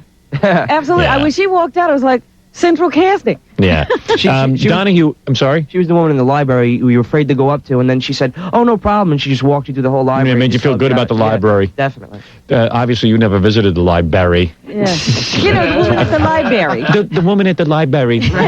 Say that word again? Library. There you go. Library. You know how to say it. The words elude you. Sometimes the words and the thing and the thoughts and the... Sometimes just letters get caught. I thought about why I talk like that. Why? And when I was a little kid, I always had... That's why you talk like that. I always had bad sinuses, and my nose was always clogged, so I never spoke to my nose. My nose was always clogged. So I was always afraid. I was always afraid that if I spoke, the snot would come shooting out of my nose. That's why you can't put words together? No, that's why I talk. Like when Freddie imitates me, I'm like, wow, I really do sound like that. I don't breathe out of my nose when I talk. I see. So that's why you talk like that? Well, that's why my speech is like that. You think it's an intelligence thing? Why I can't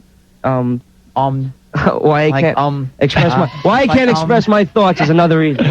But if the words aren't coming to you, that might be stupidity. It's possible. Right. Well, if not, might be a diversion. There's a lot of things going on in my head before the words come out. Maybe there's so much snot in your head, there's no room for your brain. You got snot instead of brains. I got so much brains, it's leaking out my nose. All the brains stripped out of it. Yeah, you blew your brains out. That's what it is. Yeah, now I understand. Achoo. There goes my IQ. Achoo. Achoo. I just dropped 30 points. 158. Achoo. 140. All right, very good. Robin and I will talk to you about Donahue after these. Douche. Douche. At home. Natural. Wholesome. Delicious. What is it, Fa Fa Fa guy? right before I walked in the studio, I'm in the middle of drinking a Snapple. Is that what you do out there? I didn't know that. I drink a diet iced He tea. was kicking back, having. No, I didn't kick back. I was. Why do you bother drinking the diet iced tea? I mean, I've never seen. Why don't you just drink regular iced tea? I drink that too. Oh, all right. 'Cause, I mean, you can't be. He eats like crazy, and then he has a diet Snapple iced tea. You should have seen him at Donahue That's yesterday. right. He wasn't there for you. He was there for the food. There was food at Donahue? Oh, good food. Where? You walked into your room and then you walked right out, but there was food in the room. What was in there? They had like grilled chicken.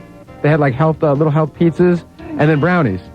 Well, why wouldn't you point that out to me? Howard, you walked in and out. You weren't even in the room for 2 seconds. Oh, so useless. He is too busy eating. How could I point it out? You weren't even in there. And you were just. You know what Gary did for me when we went to Donahue? He ate. And then he goes onto the set of Saturday Night Live. He sneaks onto it. I wondered if you knew. And him and Ralph take pictures of each other on the set. I told Howard before you could. I know. Every time That's what he was doing. happened, we'd be remarking or responding or reacting to the show. He'd run in and say, "What just happened?" I said, "Why don't you go back and take more pictures on the set of Gary, why do you embarrass me when I take you places? I didn't embarrass you. Of course you did. You're like a little boy sneaking onto the set of Saturday Night Live. Nobody saw that except for you, because I told you. I know. I didn't see it. But I mean, I told you about it. Nobody saw it. Nobody saw it. I didn't. How do you know no one saw it? Because I know. You don't know. What if somebody had walked in on you? While you were posing, you were looking for other eyes. That's correct. Right. I don't know what. It's just like I know that Bob Morton, who's the producer of the Letterman Show, and that guy who produces the Regis Show, they wouldn't do that to me. I mean, Ralph's a complete retard, and I hate him. And he just dragged Gary into You're the producer. Get out of here, Ralph. I don't want to talk to you. Get out. Get out. Get out. I don't want to know. What could you possibly tell me that's interesting?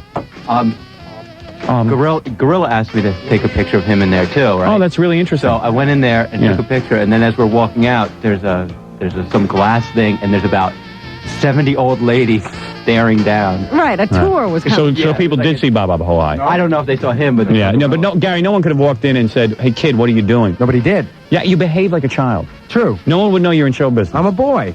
He kept disappearing from the room, and then I found No, Robin, I wasn't.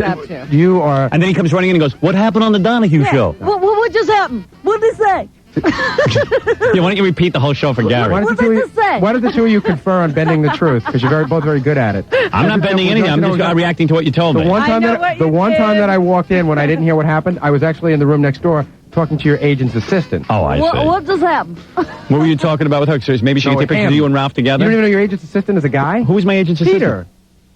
No. He's not an assistant. What is he? He's more than an assistant. He's an administrator. There was one other time that somebody... You don't even know your agent's assistant is a guy? Howard, yeah, I know everything, Gary. This was the best. Yeah. Forget about taking the pictures on the set of Saturday Night Live. Wait, hold on. What did he do now? This is a snap. What did he do now? Excuse me. Tell me now. Then, some woman came in to introduce herself. Gary's mouth was so full of food. Yeah, that's my producer. That's true. And he couldn't shake her hand because his hands and were was full. he trying to get his lips over his teeth to chew? Now she says, "Oh, where's Gary?" And he's like chewing and trying to get the food off the teeth. And I tell you, her name was Wendy, and she came to thank me. I've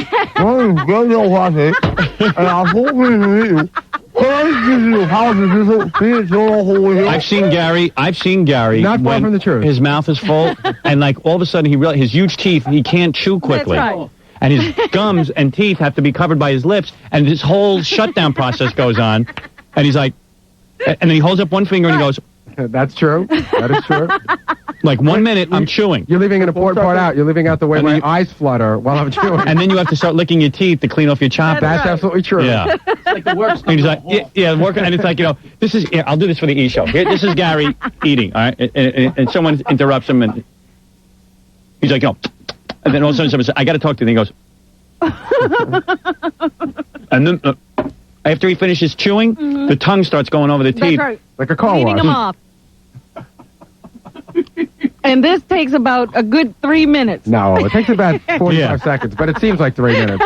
Because they're standing there staring at you. What is it, John? No, because when I got back there, when I first saw Gary, he was stuffing his face with all that food. Yeah. And one of the moves you got to do with Gary when he's eating is like you got to stay 3 or 4 feet away from his face because when he eats, Projectiles always fly out of his mouth. I That swear. is so not true. No, yes, it is. I'll admit to everything. Gary, Projectiles do not fly out of my mouth. Wait, here's Grillo. He wants to say something. Some NBC security guy just called up and said to have Gary on the surveillance camera, and they're bringing the videotape over. Is that true? Oh, that's great. Oh, that's great. Good. I want to see him posing on the set of Saturday Night Live. Try to get it over here before. And Gary tells me, I went on the set of Saturday Night Live. I snuck down there. And balls. Then I got up there and I went, live from Saturday Night. That's what he goes. Nobody's ever done that before. This is a Snapple commercial. My kids, if I brought them, wouldn't do that. And you're my producer. That's right. I dress you up in a shirt and a tie, and it still doesn't help. He represents you so badly. You're a retard. I admit to everything here except for spitting food. I do not spit food. That's the one thing I do not admit to. I admit that I John, you didn't even run that onto the set. No, I hung out with Robin and watched the show. But the two-handed, the two-fisted eating. Oh, man. Gary was doing a better show. I get hungry by the middle of the day.